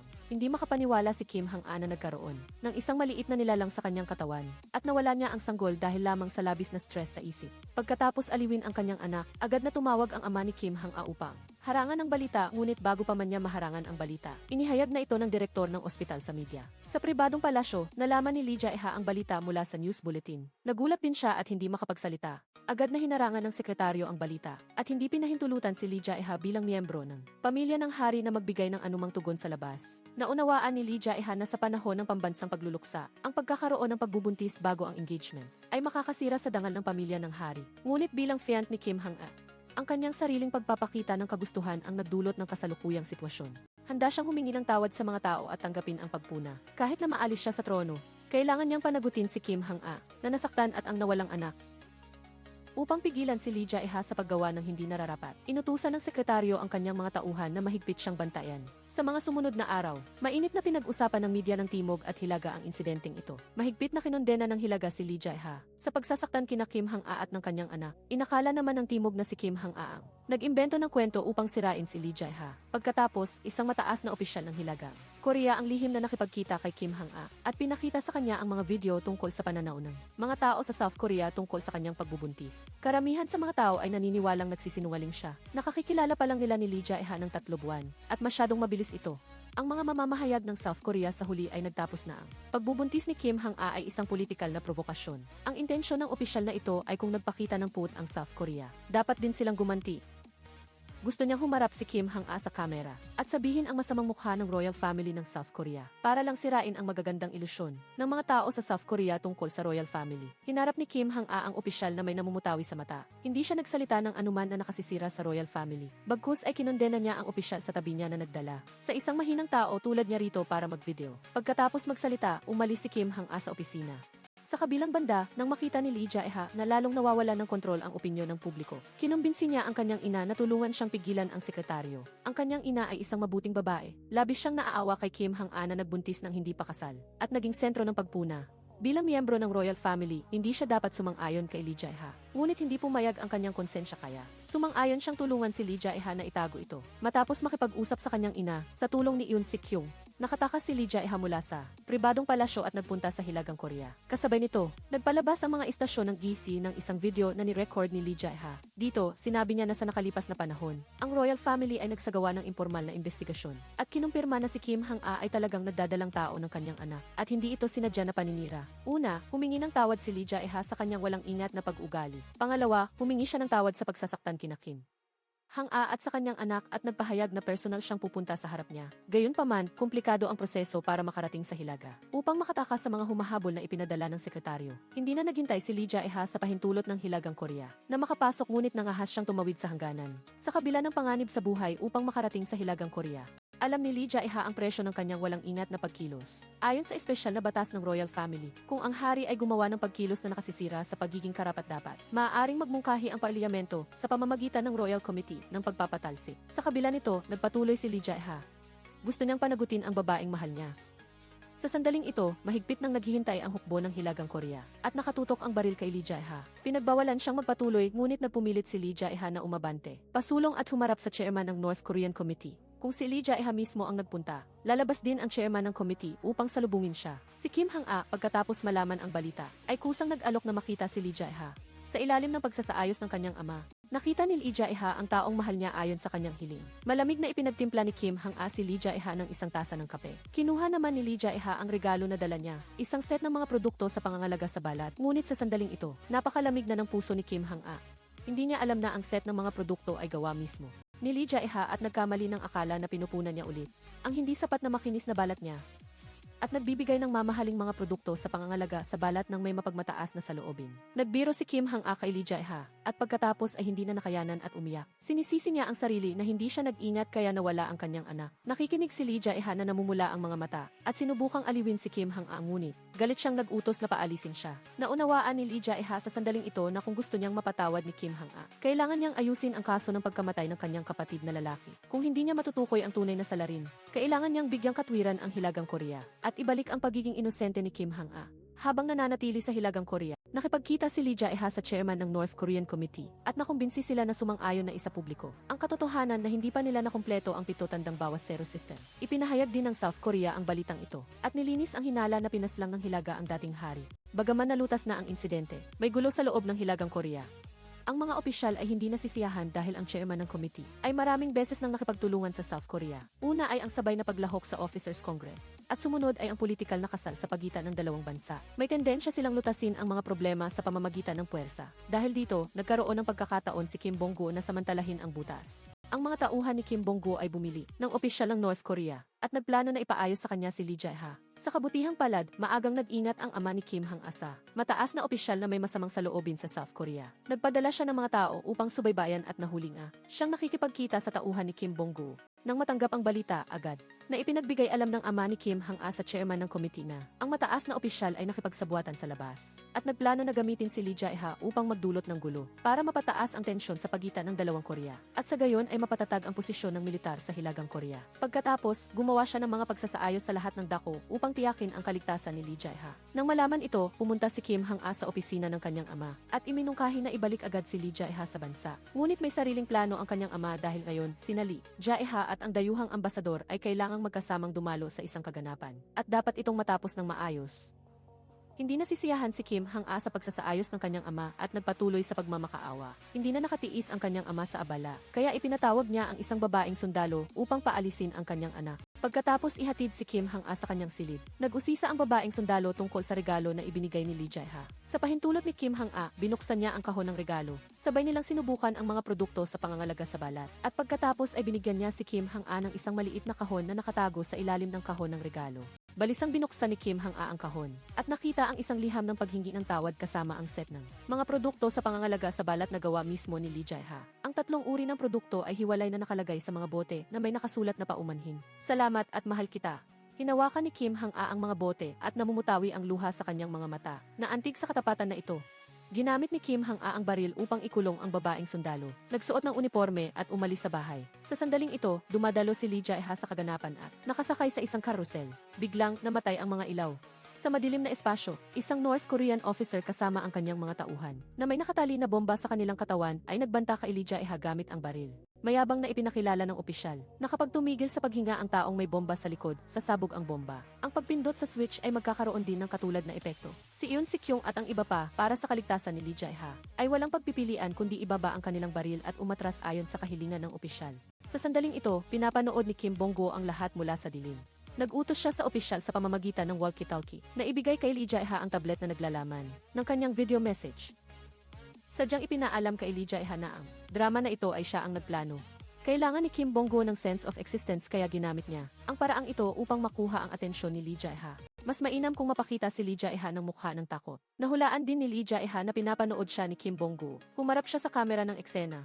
At binati ko si Kim Bong-go bilang isang duwag na labis ang pagiging self-conscious, na naglakas loob lamang na magpadala sa kanya ng walang kwentang mga video message. At siya ay karaniwang hindi nag-aabalang pansinin si Kim Bong-go. Dahil sa inis, inutusan ni Kim Bong-go ang opisyal sa earphone na patayin si Lee Jae-ha. Kasabay nito, sa ilalim ng organisasyon ni Kim Hang-a, nalutas ng mga kasamahan ang mga tao, kumokontrol sa sistema ng kuryente at ibinalik ang supply. Ginamit ang ilaw, binaril ng mga sniper at nasugatan ang opisyal at ang kanyang mga kasabwat. Biglang, lumipad pababa si Kim Hang-a mula sa itaas at lumapag mismo sa bubong ng carousel. Sa tulong ng smoke grenade, sa ilang suntok lamang, nalutas niya ang mga masasamang tao sa paligid ni Lee Jae-ha at na-neutralize ang opisyal. Natagpuan din ng ama ni Kim Hang-a si high official, ang mastermind ng insidente at inaresto siya. Sa kabilang banda, matapos iligtas si Lee Jae-ha, agad na umalis si Kim Hang-a. Nang walang sinasabing anuman, si Lee Jae-ha, na nasa carousel pa, ay sinundan si Kim Hang-a ng may malalim na tingin. Agad na tumayo si Lee Jae-ha at hinabol si Kim Hang-a. Sa ilalim ng pagbuhos ng cherry blossoms, nagkaroon si Lee Jae-ha ng isang madamdaming pag-amin ng pag-ibig. Nangako siya na hahalikan siya tuwing umaga. Didikit sa kanya tulad ng isang stalker. At ang pinakamahalaga, hindi siya magtataksil. Sa tabi lamang ni Kim Hang-a, gagawin niya siyang pinakamasayang reyna sa mundo at siya lamang ang mamahalin niya. Pagkatapos magsalita, lumuhod si Lee Jae-ha at formal na nag-propose kay Kim Hang-a. Ang luhang damdamin ni Kim Hang-a ang nagsabi ng lahat. Masaya silang nagyakapan. Kinabukasan, sumakay sina Kim Hang-a at Lee Jae-ha sa tren pabalik sa South Korea. Balisa ang puso ni Kim Hang-a. Hindi alam kung paano haharapin ang mga tao sa South Korea. Nang makarating muli sa pribadong palasyo, mainit na sinalubong ng kanyang biyenan si Kim Hang-a. Hinawakan niya ang kamay nito at pumasok sa silid-tulugan. Isang pader na puno ng refrigerator, na puno ng pagkain na ipinadala ng mga tao sa South Korea kay Kim Hang-a. Ang mga kahon ng regalo ay nakakalat sa silid na nagpaikot sa ulo ni Kim Hang-a. Lumabas na ang balita na iniligtas ni Kim Hang-a ang Haring Lee Jae-ha, ang nagpabago sa saloobin ng karamihan sa mga tao sa South Korea sa kanya. Pagkatapos, ikinuwento ni Lee Jae-ha kay Kim Hang-a ang lahat tungkol kay Kim Bong-go. Si Kim Bong-go ay mayaman at ang kanyang impluwensya ay nakapasok sa lahat ng industriya. Dagdag pa sa malakas na imperyo ng armas na nasa kanyang kamay. Nagdulot ito ng takot kay Lee Jae-ha at nawalan siya ng lakas ng loob na harapin siya. Nakita ni Kim Hang-a ang kaduwagan ni Lee Jae-ha, kaya ginamit niya ang taktika ng pagkwestiyon sa kakayahan. Nagbanta sa kanya na kung hindi niya malulutas si Kim Bong-go, hindi siya papayag na magpakasal sa kanya. Pagkasabi nito, isinara niya ang sliding door sa pagitan ng silid-tulugan at sala. Kahit na sinabi niya iyon, si Kim Hang-a, na puno ng emosyon, ay tumawag sa kanyang ama sa hating gabi at tinanong ang address ni Kim Bong-go. Gusto niyang tulungan si Lee Jae-ha. Sa kabilang banda, si Yoon Si Kyung, sa utos ni Lee Jae-ha, ay inimbestigahan ang bar na madalas puntahan ng kasintahan ni Kim Bong-go. Pagkatapos matanggap ang balita, itinago ni Lee Jae-ha kay Kim Hang-a at nag-iisang nagpunta sa bar upang isakripisyo ang kanyang sarili at akitin ang babae. Bago kumilos, hindi niya nakalimutan na paalalahanan si Yoon Si Kyung na maging testigo. Para sa kanya na si Kim Hang-a lamang ang mahal niya, at ang lahat ng ito ay pag-arte lamang. Isang araw, nakatanggap si Kim Bong-go ng isang kahon na may code na naglalaman ng talaarawan ng dating hari. Nag-iwan din si Lee Jae-ha ng isang liham kung saan sinadya niyang isulat na huwag buksan ang kahon. Kung hindi, tiyak na magsisisi siya. Hindi lang iyon, binanggit din niya sa liham na ang keyword upang buksan ang kahon ay isang salita lamang. Nagpapahiwatig na ang sagot ay isang bagay na mayroon si Lee Jae-ha at wala si Kim Bong-go. Sinubukan ni Kim Bong-go na hulaan ang keyword, ngunit ang sunod-sunod na pagkabigo ay nagpagalit sa kanya at nawala sa sarili. Kaya inutusan niya ang kanyang mga tauhan na puwersahang buksan ang kahon. Natuklasan ng tauhan niya na kung gagamitan ng puwersa sa labas. Sasabog ang kahon ngunit ayaw sumuko ni Kim Bong-go kaya. Napilitan siyang kumalma upang suriin ang intensyon ni Lee Jae-ha. Pagkaraan ng ilang sandali, naisip ni Kim Bong-go na ang password ay tao. At matagumpay na na-unlock ang journal. Ang 8 SD na nasa loob ng kahon ay hindi naglalaman ng journal ni Kogok Yeong kundi isang video clip na record sa video ang panlalandi ni Lee Jae-ha sa kasintahan ni Kim Bong-go sa isang bar. Sa video, itinanggi ng babae na nakikipag-date siya kay Kim Bong-go. At prangkang sinabi na nasa tabi lang siya ni Kim Bong-gu dahil sa pera at tinukso pa si Kim Bong-gu na walang karisma at hindi nakakatawa. Sa sandaling ito, dumating ang kasintahan ni Kim Bong-gu. Hindi napigilan ni Kim Bong-gu ang galit niya at binunot ang baril at binaril siya. Pagkatapos ay lumapit at binaril ulit para tapusin. Sa puntong ito, tuloy pa rin ang pagplay ng video. Ipinaliwanag ni Lee Jae-ha ang dahilan kung bakit tao ang password dahil nagkamali rin siya noon. Ngunit dahil may mga taong naniwala sa kanya kaya nakabawi siya. Samantalang si Kim Bong-gu, kahit ang kanyang pinakamamahal ay hindi niya pinatawad, tuluyan na siyang nawala ng pagkatao. Kapag nabigo, hinding-hindi na makakabangon pa. Tiningnan ni Kim Bong-gu ang video na may walang emosyong mukha, ngunit ang kanyang pagbaril sa screen ng DI naglantad ng matinding pagkadismaya sa kanyang puso. Kasabay nito, ang konsyerto ng pag-alaala para sa yumaong hari ay ginanap ayon sa plano. Dumalo sina Lee Jae-ha at Kim Hang-a ng magkasama. Ito ang kauna-unahang pagkakataon na nagpakita si Kim Hang-a sa publiko pagkatapos ng pagkamatay ng yumaong hari. Hula ng media na, magpapahayag ang royal family ng isang mahalagang balita. Sa pag-alaala, inihayag ni Lee Jae-ha na sa World Officers Congress na magaganap sa loob ng isang buwan. Ang North at South ay lalahok bilang isang pinag-isang koponan. Dadalo rin siya at si Kim Hang-a. Gagamitin nila ang kanilang mga aksyon upang patunayan ang tiwala sa pagitan nila upang makuha ang pagtanggap ng mga tao sa kanilang kasunduan sa kasal. Umakyat si Kim Hang-a sa entablado at tumabi kay Lee Jae-ha. At sabay na tinanggap ang palakpakan mula sa ibaba. Ang paglipat ng kapangyarihan ayon sa alituntunin ng paghalili. Sa panahon ng pag-alis ni Lee Jae-ha sa South Korea upang dumalo sa World Officers Congress, si Lee Jae-shin ang kailangang mamahala bilang regent. Kinakatawan ang pamamahala ng mga gawain ng estado, ngunit hindi pa gumagaling ang paa ni Lee Jae-shin at ayaw niyang magpakita sa pampubliko lugar kaya matigas siyang tumanggi sa alok ni Kim Hang-a. Gayunpaman, hindi sumuko si Kim Hang-a. Sinamahan niya si Lee Jae-shin nang bumisita siya sa ospital para sa check-up. Pagkatapos, dinala ni Kim Hang-a ang natutulog na si Lee Jae-shin sa resort. Pagbalik sa pinangyarihan ng krimen, si Lee Jae-shin ay nakatanda lamang ng ilang malalabong imahe. Ipinaliwanag sa kanya ni Kim Hang-a ang tungkol sa pag-iral ni Kim Bong-gu, tungkol sa galit nito sa royal family at ang mga krimen na nagawa niya para dalhin si Kim Bong-gu sa hustisya. Ang patotoo ni Lee Jae-shin ang tanging sandata nila. Kasabay nito, si Lee Jae-ha sa bahay ay inabisuhan na rin ang kanyang ina na si Kim Bong-gu, ang pumatay sa kanyang kapatid na lalaki. Kapag nalampasan ni Lee Jae-shin ang takot sa kanyang puso, makakaalala siya sa pangyayari at mapaparusahan ang pumatay sa kanyang kapatid. Gayunpaman, nalulunod pa rin ang kanyang ina sa sakit ng pagkawala ng panganay na anak. Natatakot din na baka mapahamak si Lee Jae-ha sa pagharap sa masasamang tao kaya lumuha siyang nagmakaawa kay Lee Jae-ha na iwasan ang taong iyon. Ngunit alam ni Lee Jae-ha na ang pagtalo kay Kim Bong-gu ang kanyang misyon. Sa gabi, nag-usap sina Kim Hang-a at Lee Jae-ha sa silid-tulugan. Nagtataka si Kim Hang-a kung paano nalaman ni Kim Bong-gu ang address ng resort ng yumaong hari, ngunit dahil si Kim Bong-gu ay laging may pambihirang kapangyarihan, walang nagduda sa pinagmulan ng kanyang impormasyon. Pagkarinig nito, naalala ni Lee Jae-ha na kaunti lang ang nakakaalam ng lokasyon ng resort at nagsimulang maghinala na posibleng may espiya na nagbunyag ng address. Sa mga taong nakakaalam ng address, si Kim Hang-a, una niyang naisip ang kalihim dahil may nasabi siyang kakaiba noon. Ikinuwento ni Kim Hang-a ang tungkol sa kanyang pagdalo sa public hearing. Noong una inakala niya na iyon ay hiling ni Lee Jae-ha hanggang sa humingi nang paumanhin ang kalihim at umamin na nagsinungaling siya. Nagulat si Lee Jae-ha nang maalala na sinabi rin sa kanya ng kalihim na voluntaryong dumalo si Kim Hang-a sa hearing. Hindi niya maiwasang maghinala. Kinabukasan, pagkatapos ng maraming mental na pag-aalinlangan, nagpasya si Lee Jae-shin na pumayag na mamahala bilang regent. Kusa siyang naghanap kay Yoon Sik-yong para humingi ng tulong. Umaasa na hindi na pupunta si Yoon Sik-yong sa World Officers Congress at mananatili upang tulungan siya. Lumambot ang puso ni Yoon Sik-yong at pumayag na. Sa seremonya ng paglilipat, tinanggap ni Lee Jae-shin ang royal seal. Kinatawan niya si Lee Jae-ha bilang isang miyembro ng royal family na dumalo sa Andu Peace Forum sa peninsula, bagamat hindi niya kailangang personal na pumunta sa Jeju Island. Ngunit sa royal gala dinner, ang mga kagalang-galang na panauhin sa politika at ekonomiya ng mundo ay darating. Bilang host, hindi siya maaaring wala. Sa pagkakataong ito, si Kim Bong-gu na may masamang intensyon ay nagbalak kayo bilang isang tagapagtanggol ng kapayapaan upang dumalo sa forum, upang sumang-ayon sa tema ng North-South Peace Agreement. Sa kabilang banda, mula nang siya ay masugatan, lubusan nang nawala ang kumpiyansa ni Lee Jae-shin bago umakyat sa entablado upang magbigay ng talumpati sa pagbubukas ng forum. Napansin ni Yoon Sik-yong ang pagkaatubili ni Lee Jae-shin. Inalo niya ito na tatayo siya kung saan siya makikita nito.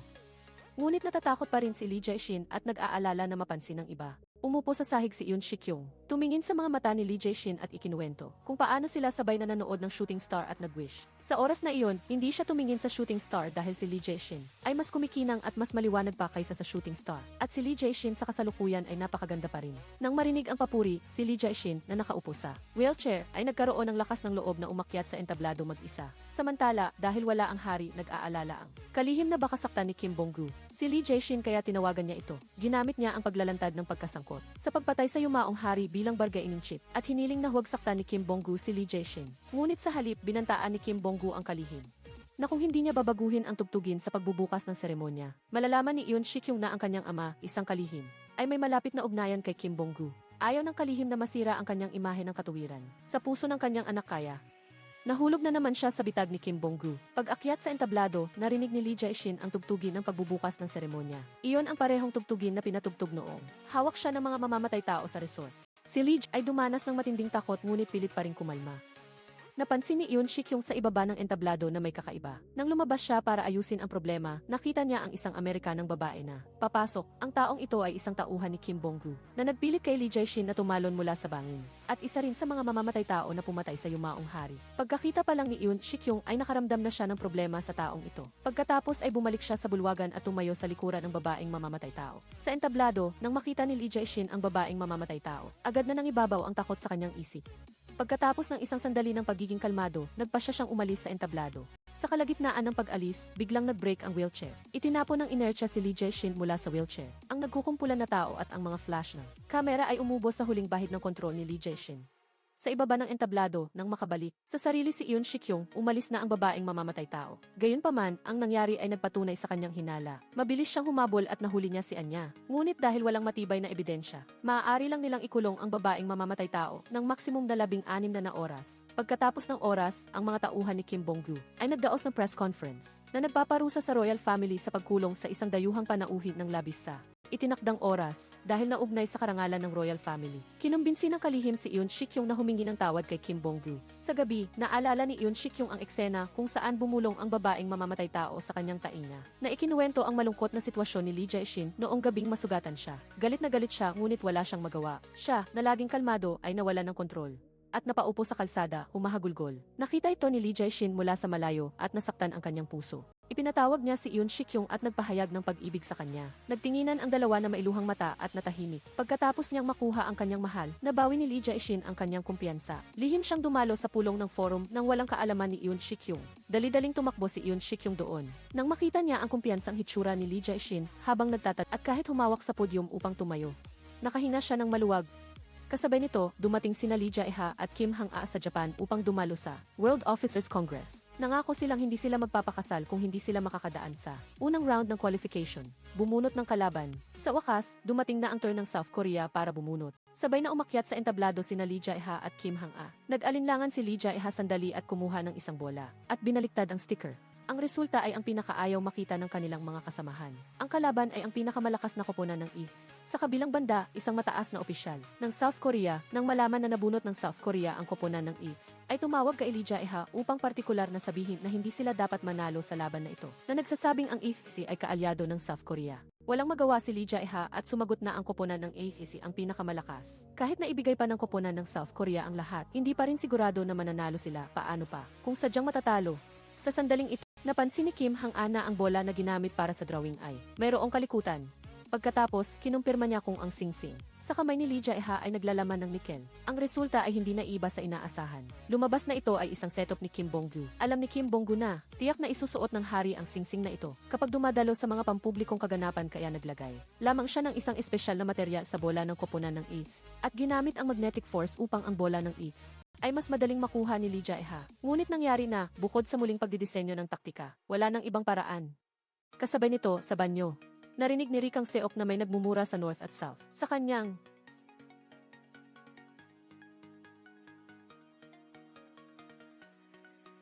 galit, nagmamadali si Ri Kang-seok na nasaktan ang maling tao. Kaya hiniling ng koponan ng AFC na iban ang koponan ng South Korea sa kompetisyon. Si Kim Hang-a, ang kapitan ng North Korean team, pagkatapos malaman ang walang kabuluhang pagkilos ni Ri Kang-seok, ay galit na sinampal si Ri Kang-seok na ayaw pa ring umamin ng pagkakamali. Sa kabutihang palad, dumating si Lee Jae-ha sa tamang oras upang pigilan ang marahas na pamamaraan ng panghihikayat ni Kim Hang-a. Pagkatapos ay dinala niya si Ri Kang-seok at mahinahong pinayuhan. Siya na humingi ng tawad.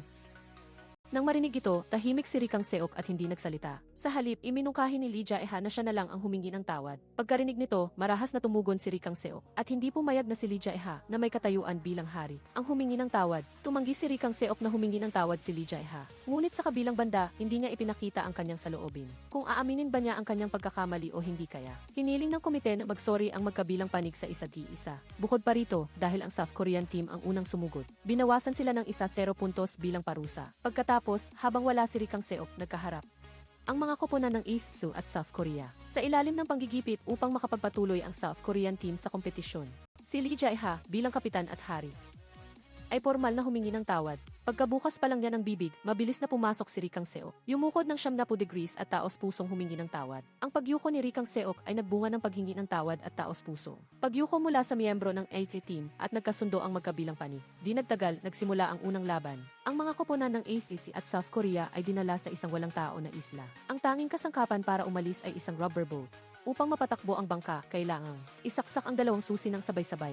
Gayunpaman, hindi naisip ni Lee Jae-ha na kunin ang susi at nagplano lamang gumamit ng maliliit na panlilinlang. Tutal, magkapareho ang dalawang susi. Mas mabuti pang kopyahin ang susi o lumangway palabas ng isla. Pagkarinig nito, mariing tinutulan ni Kim Hang-a ang pandaraya. Nagpaliwanag si Lee Jae-ha na ginagawa lang niya iyon dahil gusto niyang manalo upang mapakasalan si Kim Hang-a. Prangkang sinabi ni Kim Hang-a na hindi siya maaaring pumayag sa isang pakikipag-ugnayan sa ganitong paraan. Isang lalaki na gumagawa ng mga bagay sa isang marangal na paraan. Ang tamang kasosyo sa buhay para sa kanya. Pagkatapos, sa tolda ng South Korean team, nagsimula si Kim Hang-a na ayusin ang plano ng operasyon. Pagkatapos maglaro ng rock, paper, scissors, nagpa siya silang ibigay ang susi sa isang lalaking miyembro, ngunit hindi nila alam na ang lahat ng ito ay na-record ng isang kamera na kinabit ng AFC military sa bintana. Pagkatapos ay pumasok ang mga sundalo ng AFC sa tolda ng South Korean team nang dalawa lang sila roon. Sa kritikal na sandali, nilunok ng lalaking miyembro ang susi. Kinuha ng mga sundalo ng AFC ang lalaki at sa tulong ng laxatives, nakuha nila ang susi. Tuwang-tuwa ang mga sundalo ng AC at tumakbo sa dalampasigan ngunit natuklasan nilang nawala ang bangka. Lumabas na maaga pa ay naglagay na si Lee Jae-ha ng isang serye ng bitat. Bumalik siya sa kampo at tinanggal ang bombilya upang simulan ang pag-upgrade ng circuit ng telepono. Bago isagawa ang plano, tinawagan ni Lee Jae-ha ang isang opisyal ng South Korea upang magtanong tungkol sa iba pang mga paraan upang manalo bukod sa pagkuha ng susi. Sa maraming opsyon, pinili niya ang pagsira sa sistema ng komunikasyon, ang logistic depot at ang punong tanggapan ng kalaban. Ngunit inakala ni Kim Hang-a na masyadong mapanganib ang aktwal na pagpapasabog. Pagkatapos ay iminungkahi ni Lee Jae-ha na pasasabugin niya ang mga ito ng paisa-isa upang bigyan ng pressure ang AFC military. Ang pinakamainam ay susuko ang AFC military bago tuluyang sumabog ang lahat. Kung hindi sila susuko, sa takdang oras, pasasabugin ang buong logistic depot at sistema ng komunikasyon ng kalaban. Nang marinig ito, sinabi ng kanyang kasamahan na kulang sila sa materyales kaya mahirap kumpletuhin ang misyon. Sa sandaling ito, kinuha ni Lee Jae-ha ang isang na-upgrade na telepono upang gamitin bilang remote control detonator. Maaari itong mag-trigger ng gas mula sa malayo, naligtas at nagpapabawas din sa oras ng pagsabog. Samantala, dinala ni Rikang Seok ang motor ng bangka at nagbike palabas upang akitin at guluhin ang paningin ng kalaban.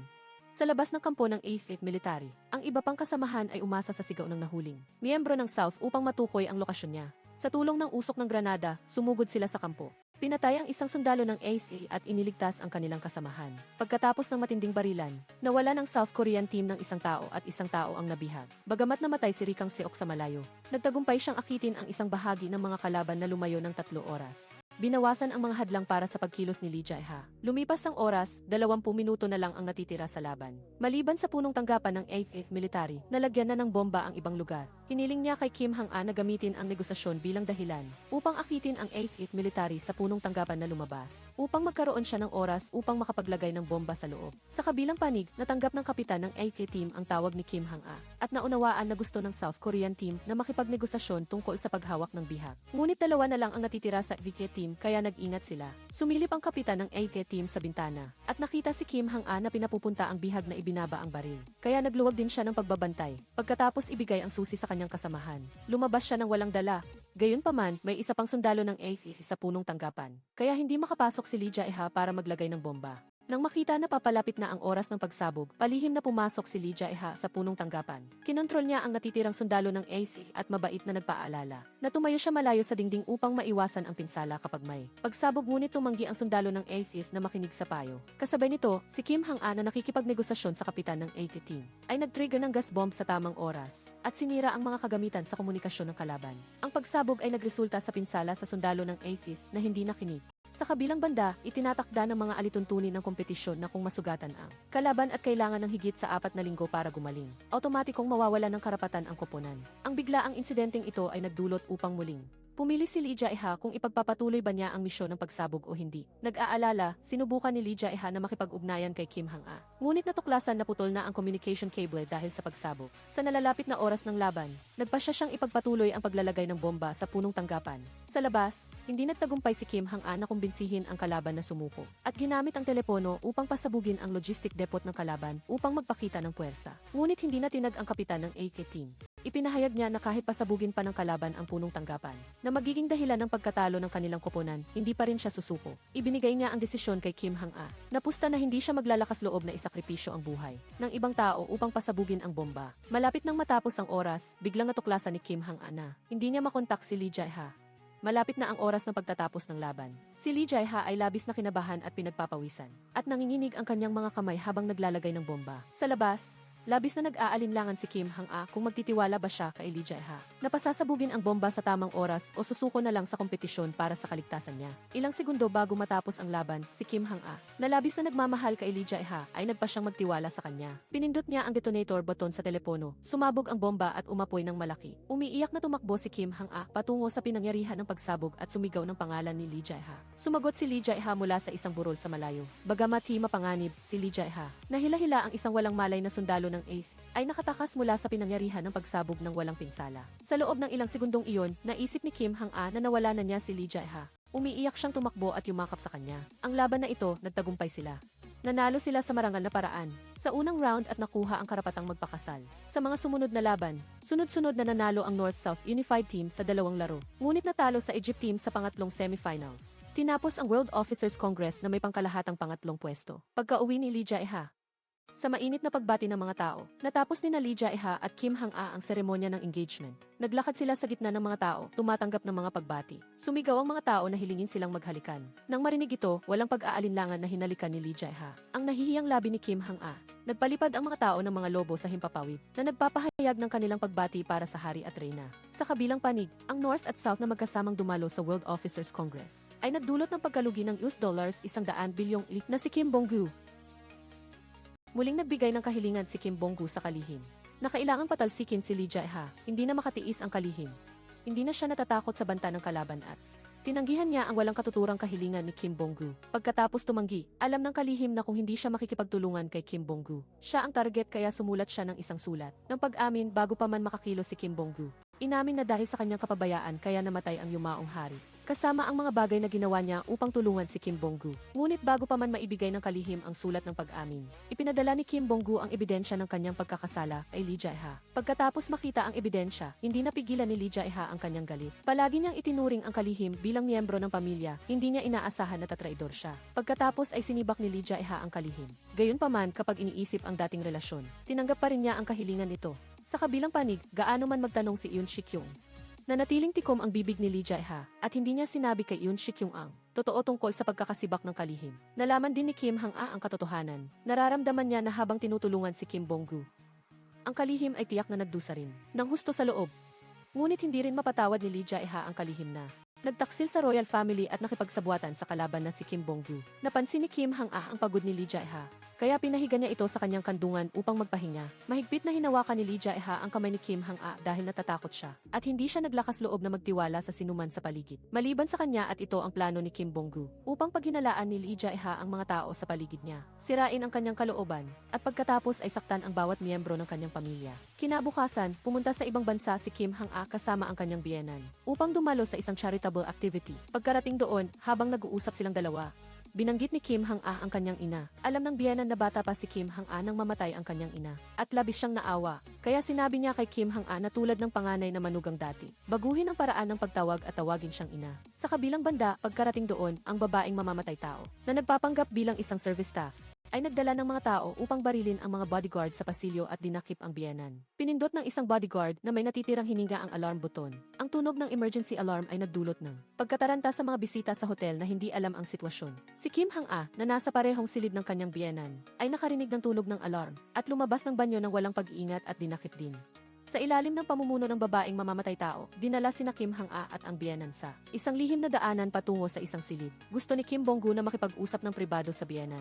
Lumaban si Kim Hang-a kaya marahas siyang kinuha ng babaeng mamamatay tao. Pagkaupo, nagsimulang magkwento si Kim Bong-gu tungkol sa kanyang trahedya, na inabandona siya ng kanyang ama noong bata pa siya. Nagbukas ang kanyang ina ng isang tindahan at nagtrabaho ng husto upang pakainin siya at mapag-aral. Umaasang magiging isang disenteng tao siya.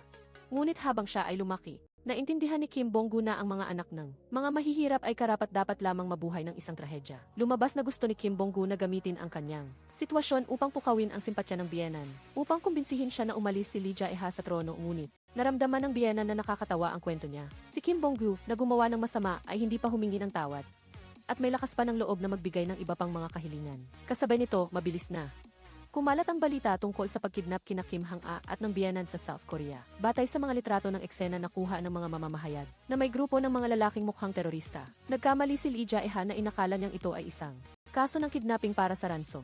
Ngunit nang mailabas ang isang malabong side shot na may isang kahina-hinalang babae na may barcode tattoo, nakilala ni Yoon Sik-yung na ang babaeng mamamatay tao ay may eksaktong parehong tattoo. Sa puntong ito, kinumpirma ni Lee Jae-ha na si Kim Bong-gu ang nasa likod nito. Nakita niya ang layunin nito na sirain ang mga taong laging sumusuporta sa kanya sa tabi. Lumipas ang isang araw, nagtanong si Yoon Sik-yung sa lahat ng dako, ngunit wala siyang nakuhang balita. Nakipag-ugnayan si Lee Jae-ha kay Kim Bong-gu, ngunit tumanggi si Kim Bong-gu na sagutin ang kanyang mensahe. Walang ibang mapagpipilian si Yoon Sik-yung, kundi humingi ng tulong sa kanyang ama.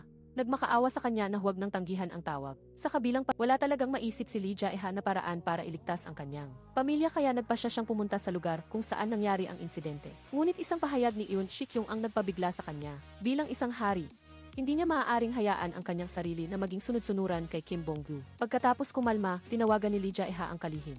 Nakakonekta ang telepono, hindi nagsalita si Lee Jae-ha. Alam ng kalihim na si Lee Jae-ha ang tumawag, kaya nagbigay siya ng pinakaangkop na solusyon. Bagamat mayaman si Kim Bong-gu sa pananalapi, maraming bansa ang nakikinabang sa kanya. Ngunit siya ay pinuno pa rin ng isang korporasyon, at hindi maaaring gumawa ng mga labis na bagay na lumalampas sa kapangyarihan ng Estado. Tiyak na hindi papayag ang ibang bansa sa kanyang ginawa. Iminungkahi ng kalihim na gamitin ni Lee Jae-ha ang lahat ng diplomatikong paraan upang humingi ng tulong at gamitin ang pressure mula sa Vikis upang harapin si Kim Bong-gu. Sinunod ni Lee Jae-ha ang payo ng kalihim at maraming bansa ang nagkaisa upang tutulan, na nagtulak kay Kim Bong-gu na makipagkita kay Lee Jae-ha upang harapin ang bagay na ito. Sa sandaling ito, nang makita ni Lee Jae-ha si Kim Bong-gu, hindi niya maintindihan kung ano ang layunin nito sa pagkidnap sa kanyang ina at kay Kim Hang-a. Naghula siya na iminungkahi na ipagpaliban ang kasal kapalit ng kaligtasan ng pamilya. Nilinaw ni Kim Bong-gu ang kanyang walang katuturang kahilingan na umalis si Lee Jae-ha sa trono, at agad na umalis. Pag-uwi, ayaw mawala ni Lee Jae-ha ang kanyang ina at si Kim Hang-a, kaya pumasok sa kanyang isip ang ideya ng pag-alis sa trono. Sa sandaling ito, ang panig ni Kim Bong-gu, pagkatapos na hindi makumbinsi ang biyenan, lumipat sa pagbabanta kay Kim Hang-a. Sa video, ipinakita ng Amerikanang babae ang lahat ng uri ng kagamitan sa pagpapahirap sa harap ng biyenan. Pagkaraan lang ng ilang sandali, nakipagkasundo si Kim Hang-a. Pumayag siyang humarap at kumbinsihin si Lee Jae-ha na umalis sa trono, dahil natatakot siyang saktan nila ang biyenan. Sa ilalim ng banta ni Kim Bong-gu at ng kanyang mga tauhan, nagpanggap si Kim Hang-a na sumusunod kay Kim Bong-gu. Umiiyak siyang tumawag ng video call kay Lee Jae-ha. Sa labas, umiyak siya ng husto na kinukumbinsi si Lee Jae-ha na umalis sa trono. Ngunit sa katunayan ay gumagamit siya ng lihim na plano. Habang nagpapanggap, sinamantala niya ang bihirang pagkakataong makipag-ugnayan, at gumamit ng code na silang dalawa lang ang nakakaintindi upang ipahiwati kay Lee Jae-ha na nasa kalapit na bansa siya. Si Kim Bong-gu, na nakatayo sa tabi at nagmamasid, ay nakarinig ng kakaiba, at agad na pinutol ang video call. Si Kim Hang-a ay sigurado na si Kim Bong-gu ay hindi maglalakas loob na saktan ang miyembro ng royal family, kaya kusa siyang nang provoke. Sa panahon ng pagtatalo, inagaw niya ang salamin ng isang tauhan. Ginamit ni Hang-a ang matalim na braso ng salamin sa mata at idinikit ito sa liig niya para takutin si Bong-gu, at hiniling na ikulong sila ng kanyang biyenan sa iisang lugar. Napilitan si Bong-gu na pumayag sa huli. Nagkita na rin si Hang-a at ang kanyang biyenan, matapos ang ilang panahon ng pagkakakulong. Nagpasya ang biyenan na sundin ang nakaraang payo ni Hang-a, na tumakas mula roon. Binasag ng biyenan ang lampara sa mesa para lumikha ng ingay at akitin ang tauhan. Sinamantala ni Hang-a ang pagkakataon habang hindi ito nag-iingat, at hinimatay ito sa kakinuha ang baril. Sa hawak na baril, binaril ni Hang-a ang dalawang bantay sa labas ng pinto, at tumakas sila ng kanyang biyenan palabas ng silid. Sa kasamaang palad, tinamaan ng bala ang braso ni Hang-a. Tiniis ni Hang-a ang sakit at dinala ang kanyang biyenan sa daanang tinahak nila pagdating para hanapin ang tubo ng imburnal na patungo sa labas. Kasabay nito, humingi ng tulong si Jae-ha sa kalapit na bansa. Ngunit dahil walang matibay na ebidensya, ayaw ng kalapit na bansa na makasama si Bong-gu. Batay sa impormasyon na ibinigay ng ama ni Hang-a, nalaman ni Jae-ha ang tiyak na lokasyon nito. Nagpadala siya ng ilang tao na ginamit ang tourist visa para itago ang tunay na layunin ng pagpasok sa kalapit na bansa upang iligtas si Hang-a at ang kanyang ina. Sa kabilang banda, paglabas ni Hang-a at ng kanyang biyenan sa tubo, hinarangan sila ng isang lawa para sa kaligtasan ng kanyang biyenan. Nagmungkahi si Hang-a na siya muna ang hahanap ng lubid para gamitin sa paghila sa biyenan sa kabila ng lawa. Ayaw maging pabigat ng biyenan sa kanyang manugang, kaya't inalis niya ang kamay ni Hang-a at kusa siyang lumusong sa tubig at lumangway patungo sa kabilang pampang. Nang marinig ang tahol ng aso sa likuran, nag-aalangan si Hang-a kung dapat siyang manatili at putulin ang oras para makatakas ang biyenan o hindi nang umalingaw ang putok ng baril mula sa malayo. Alam ni Hang-a na may darating na saklolo, kaya't walang pag-aalinlangan siyang tumalon sa tubig at mabilis na umalis. Sa daanan sa bundok, narinig ni Hang-a ang tawag ng saklolo hindi kalayuan, kasabay ng lumalakas na ingay ng mga humahabol sa likuran. Pagkatapos mag-isip-isip, nagpasya siyang gawing pain ang sarili para akitin ang mga humahabol, upang matagumpay na mailigtas ang matandang biyenan. Habang tumatakas, natumba si Hang-a sa isang bangin, at natabunan ng makapal na patong ng mga tuyong dahon. Dumating ang mga naghahanap at walang nakita. Samantala, si Hang-a na natatakpan ng mga dahon ay mapalad na nakatakas sa paghahanap. Gayunpaman, hindi pa rin sumuko si Bonggu. Pagkatapos ay nag-abot siya ng kamay sa kalapit na bansa at hiniling sa gobyerno na magtayo ng mga checkpoint sa gilid ng daan para hanapin si Hang-a. Nakatanggap din ng balita si Jae-ha sa kabilang panig. Naisip niya na dahil marami ang koneksyon ni Bonggu sa iba't ibang bansa, ang tanging paraan para parusahan siya ay ang International Criminal Court. Kung maikakabit ang tatak ng International Criminal kay Bonggu, hindi na rin siya maaaring patuloy na konsintihin ng kalapit na bansa. Ngunit ang prosesong ito ay napakahirap. Una, walang ebidensya ng krimen ni Bonggu. Pangalawa, kapag tumakas si Bonggu sa isang bansa na hindi saklaw ng SE para magtago, wala na ring magagawa. Nagmungkahi si Shikyung kay Jae-ha na kontakin ang kanyang ama, ang sekretary, upang humingi ng tulong. Tumanggi si Jae-ha. Hindi maintindihan ni Shikyung ang ginawa ni Jae-ha. Malinaw na ang kanyang ama ang angkop na tao para harapin si Bonggu. Naalala ni Shikyung ang pag-aalinlangan ng kanyang ama noon, na parang may nais sabihin ngunit hindi matuloy, at ang paalala ni Bonggu na huwag bulag na magtiwala sa kanyang ama. Nagpasya siyang imbestigahan ang buong ugat ng pangyayari. Pumunta si Shikyung sa archives room, gamit ang investigative privilege na ibinigay ni Jae-ha. Nakuha niya ang resignation letter ng kanyang ama nang makita ang mga krimen na nakalista sa liham. Labis na nagulat si Shikyung.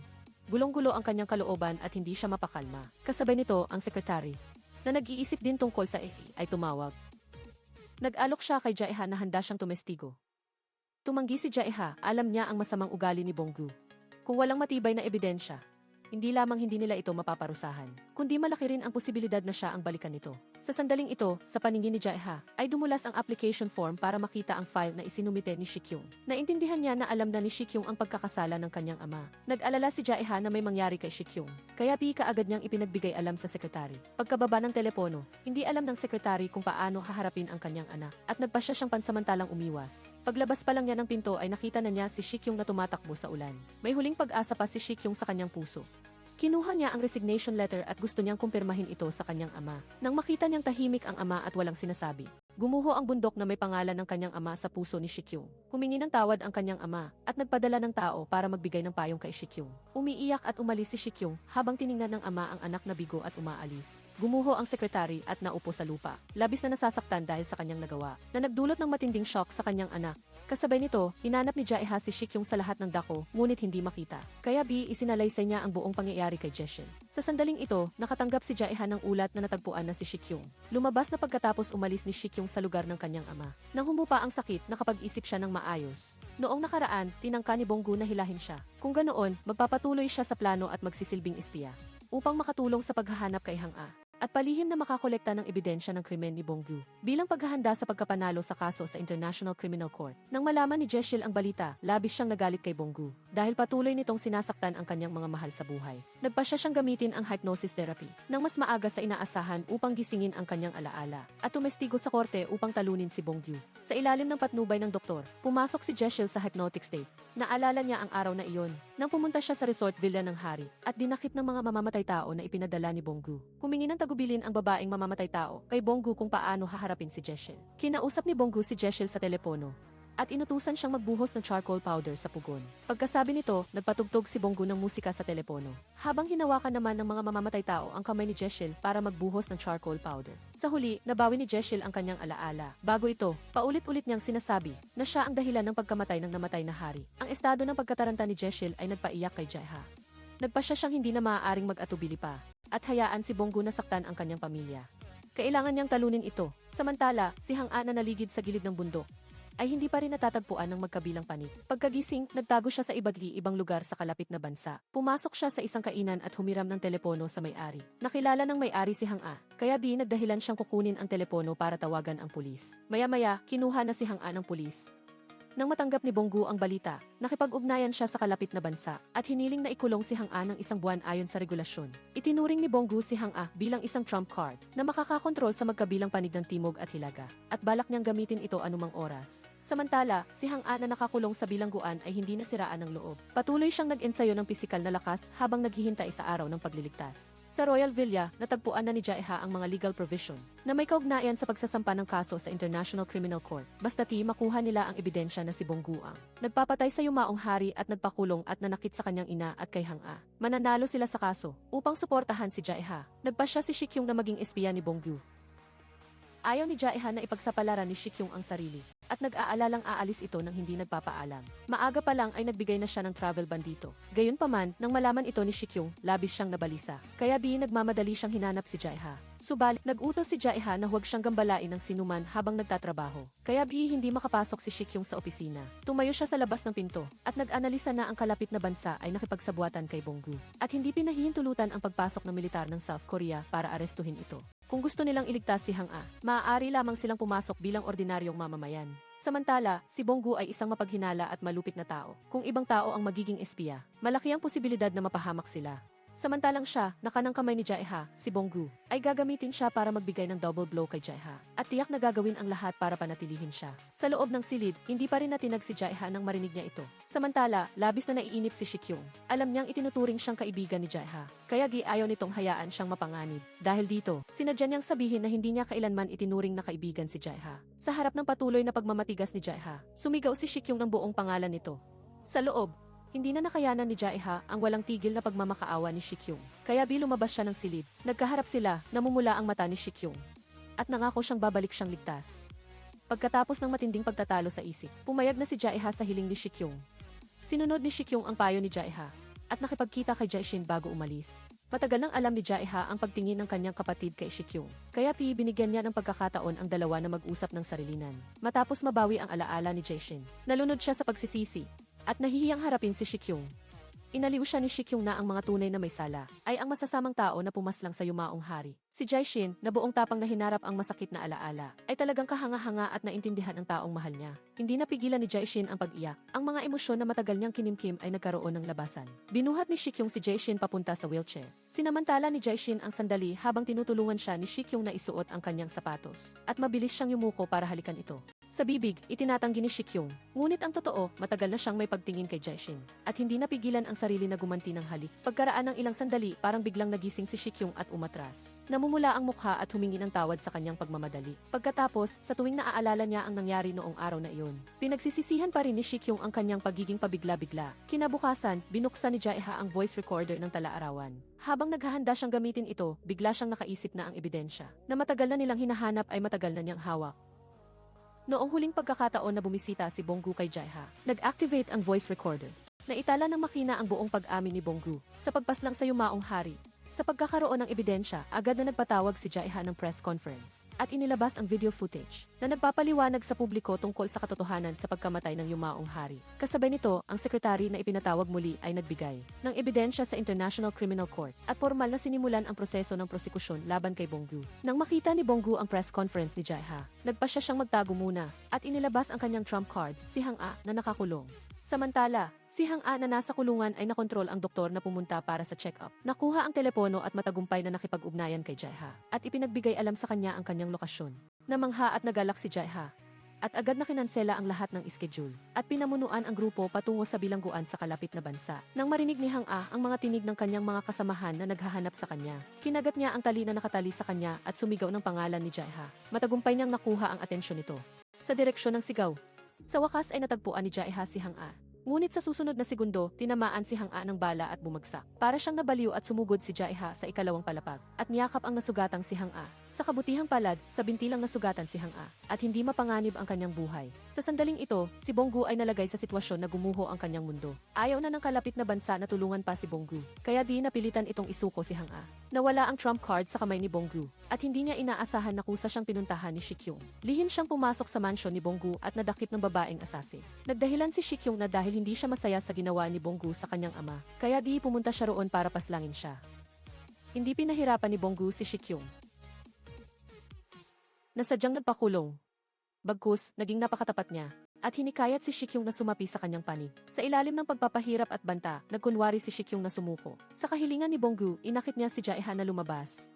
Dumating si Jae-ha sa tagpuan sa takdang oras, at dinala ni Shikyung sa harap ni Bonggu. Nakita niya ang mga asasin na may hawak na baril sa harap niya, at naramdaman niyang may hindi maganda sa sitwasyon. Paglingon niya, nakita niya ang baril na nakatutok sa kanya ni Shikyung. Ang hiling ni Bonggu ay mula sa pagpapababa kay Jae-ha sa trono, ay nadagdagan pa ng 2 kondisyon bawiin ang kaso at kanselahin ang kasal. Habang naghihintay sa sagot ni Jae-ha, mayabang na ipinagmalaki ni Bonggu na sumapi na si Shikyung sa kanyang panig. Nang tanungin ni Jae-ha si Shikyung kung totoo bang nagtaksil ito, diretsahang sinabi ni Shikyung na ang isang haring walang kapangyarihan ay walang halaga. Ngunit pagkatapos ay biglang nagbago ang kanyang pananalita. Bilang isang tapat na lingkod, nagpahayag siya sa kanyang hari. Sinabi ni Shikyung na pinili niya si Jae-ha dahil si Jae-ha ay hindi sumusuko kahit gaano karami ang pagsubok na kanyang harapin. At hindi kailanman sumusuko kahit 1% lang ang pag-asa. Pagkasabi nito, itinutok niya ang baril sa kamay niya kay Bonggu. Sa kabilang banda, matagal nang na-decode ni Jae-ha ang mga salita na sinabi ni Shikyung sa coded call na napagkasunduan nila. At nalaman ang huling destinasyon. Dahil dito, maaga nang nag-abang at pinalibutan ng kanyang team ang grupo ni Bonggu. Sa malayo, si Hang-a na nagbabantay sa isang mataas na burol ay binaril ang babaeng asasin na naghahanda ng magpaputok. Pagkatapos noon, sabay-sabay na umalingaw ang putok ng baril, at lahat ng tauhan ni Bonggu ay napatay. At ipinahayag ng prosecutor ng International Criminal Court na kasama nila ang pag-aresto kay Bonggu. Mabilis siyang kinapapa ng pulis, nang akala ng lahat ay tapos na ang malaking gawain. Sinimulan ni Hang-a na buwagin ang kanyang sniper rifle. Biglang ibinaba ni Bonggu ang kanyang kamay, at ginamit ang baril na nakatago sa katawan niya para barilin sa dibdib si Shikyung. Masakit na bumagsak si Shikyung. Hanggang sa mawalan siya ng malay, patuloy siyang nagbigay ng lakas kay Jae-ha. Huwag kang sumuko bilang isang hari. Niyakap ni Jae-ha si Shikyung na puno ng dugo ang mukha.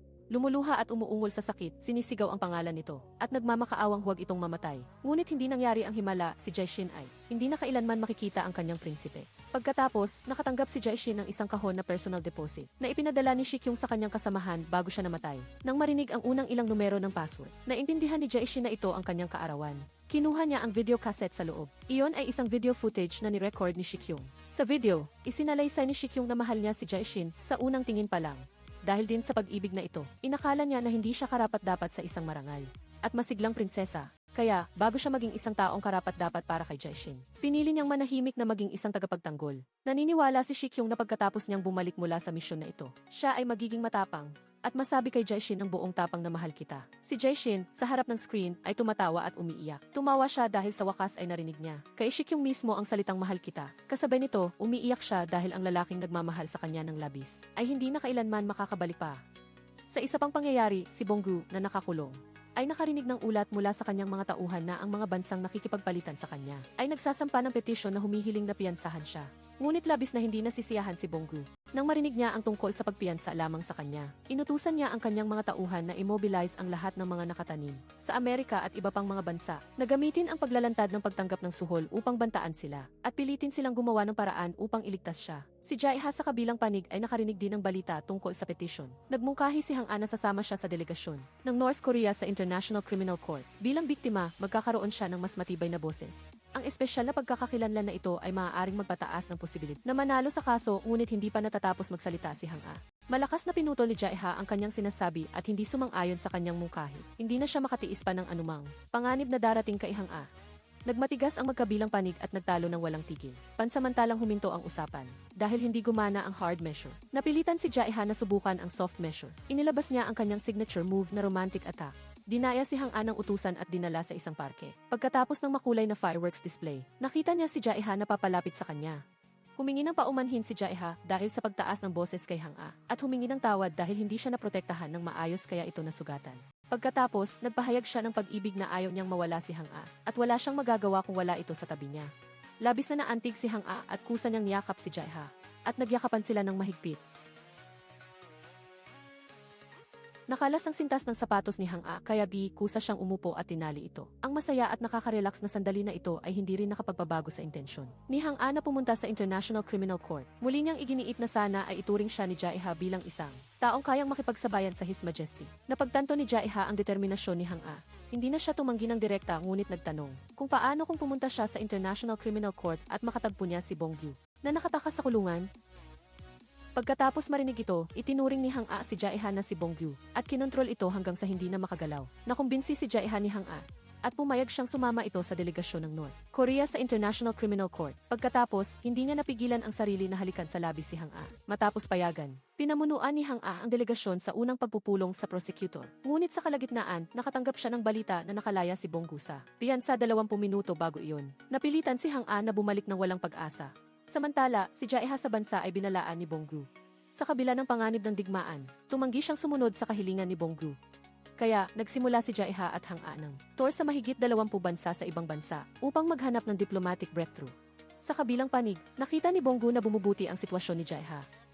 Nag-organisa siya ng terrorist attack sa Amerika at Pyongyang sa North Korea na nagbigay ng dahilan sa Amerika na magpatupad ng economic sanctions laban sa kanila. Agad na humingi ng tulong ang North Korea sa South Korea. Ngunit ang pangyayari ay nangyari ng biglaan at hindi napigilan ni Jae-ha ang pagkilos ng Amerika sa maikling panahon. Upang pilitin ang South Korea na tulungan sila, nagdeklara ang North Korea na kung aatakehin sila ng militar ng Amerika, babombahin nila agad ang Seoul.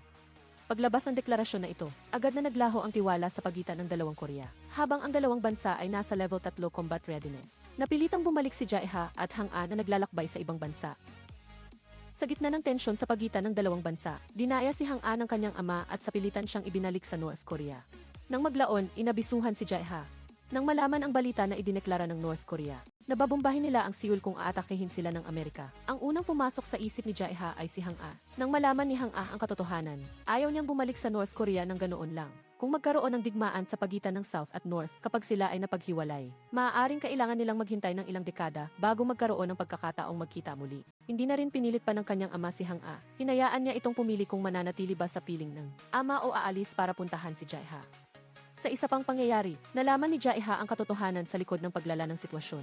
Nilampasan siya ng isang mataas na opisyal ng South Korea na may hawak ng kapangyarihan sa militar upang direktang makipag-usap at magdesisyon kasama ang USROC Combined Forces Command na i-upgrade ang combat readiness sa level 3.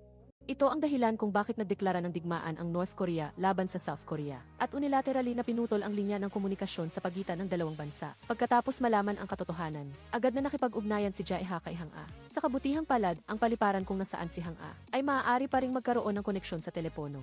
Nang gusto ni Jae-ha na sunduin si Hang-a pabalik sa South Korea, si Hang-a, na may malamig na pag-iisip, ay nagdesisyon na manatili sa kanyang bansa upang iparating ang pananaw ni Jae-ha sa North Korean Workers' Party at gawin ang lahat para kumbinsihin ang Republic. Napigilan ang digmaan para sa kapayapaan ng dalawang bansa, kahit pamawalan sila ng komunikasyon sa maikling panahon. Hindi natinag ang determinasyon ni Hang-a na manatili sa North Korea. Ang dalawa, na may daladalang napakalaking presyon, ay sabay na lumuha. Sa sandaling ito, si Bong-gyu, na sabik na naghihintay, ay nakatanggap ng balita na sa ika-400 ng hapon ng Mayo 24, aatakehin ng Amerika ang North Korea. Labis ang kagalakan ni Bong-gyu, at inakala niyang tiyak na magtatagumpay ang kanyang balak. Samantala, si Jae-ha ay nag-isip mula sa dami ng mga unannounced meetings ng Washington na sila ay gumagawa ng mga kagyat na aksyon.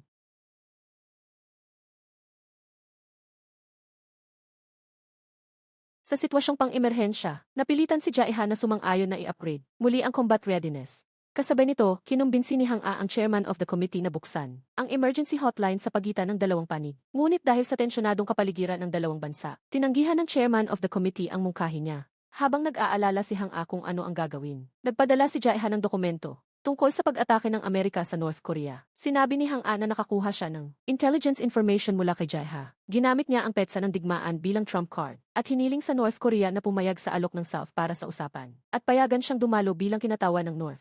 Hindi pumayag ang chairman of the committee sa negosasyon. Bago umalis, sinadya ni Hang-a na pukawin ang kanyang pag-usisa at inihayag na ang petsa ng preemptive strike ng North Korea sa South ay Mayo 30.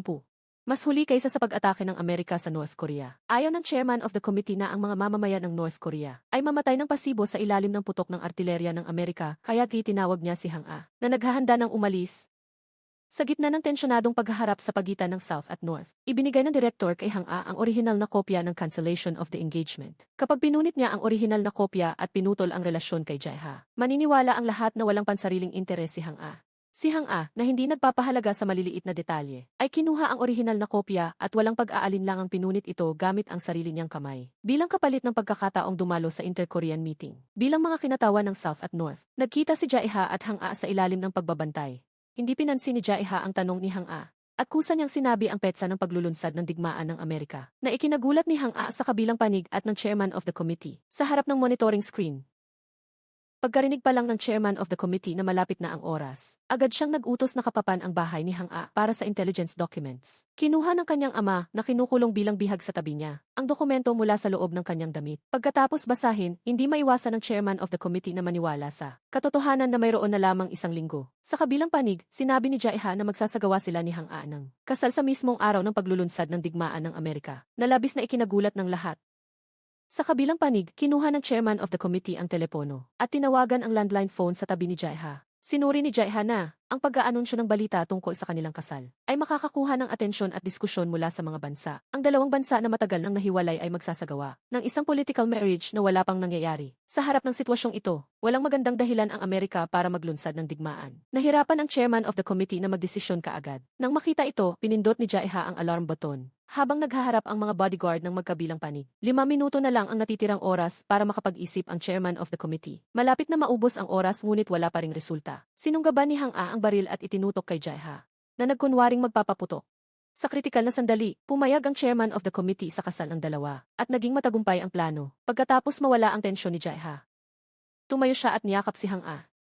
Pagkatapos, itinuloy ang kasal ni Hang A at Jae-ha. Ayon sa plano, kinansela ng Amerika ang plano ng pag-atake, gaya ng hinala ni Jae-ha, at nagpadala pa ng pagbati para sa kasal. Ang ngiti ng bagong kasal ay luha naman ni Bong-gu. Nawala ng suporta ng mga politiko sa Amerika. Hinatulan siya ng International Criminal Court ng habang buhay na pagkabilanggo para sa maraming krimen. Pagkaraan ng maraming taon, nanganak si Hang A ng isang little prince. Namuhay ang 3 miyembro ng pamilya ng masaya at payapa. Samantala, nakaahon na si Jae-shin sa anino ng nakaraan at pumayag na magpakita at nagbukas ng mga braso upang aktibong salubungin ang isang magandang kinabukasan. Dito nagtatapos ang palabas. Salamat sa panonood ng buong video. Hanggang sa muli!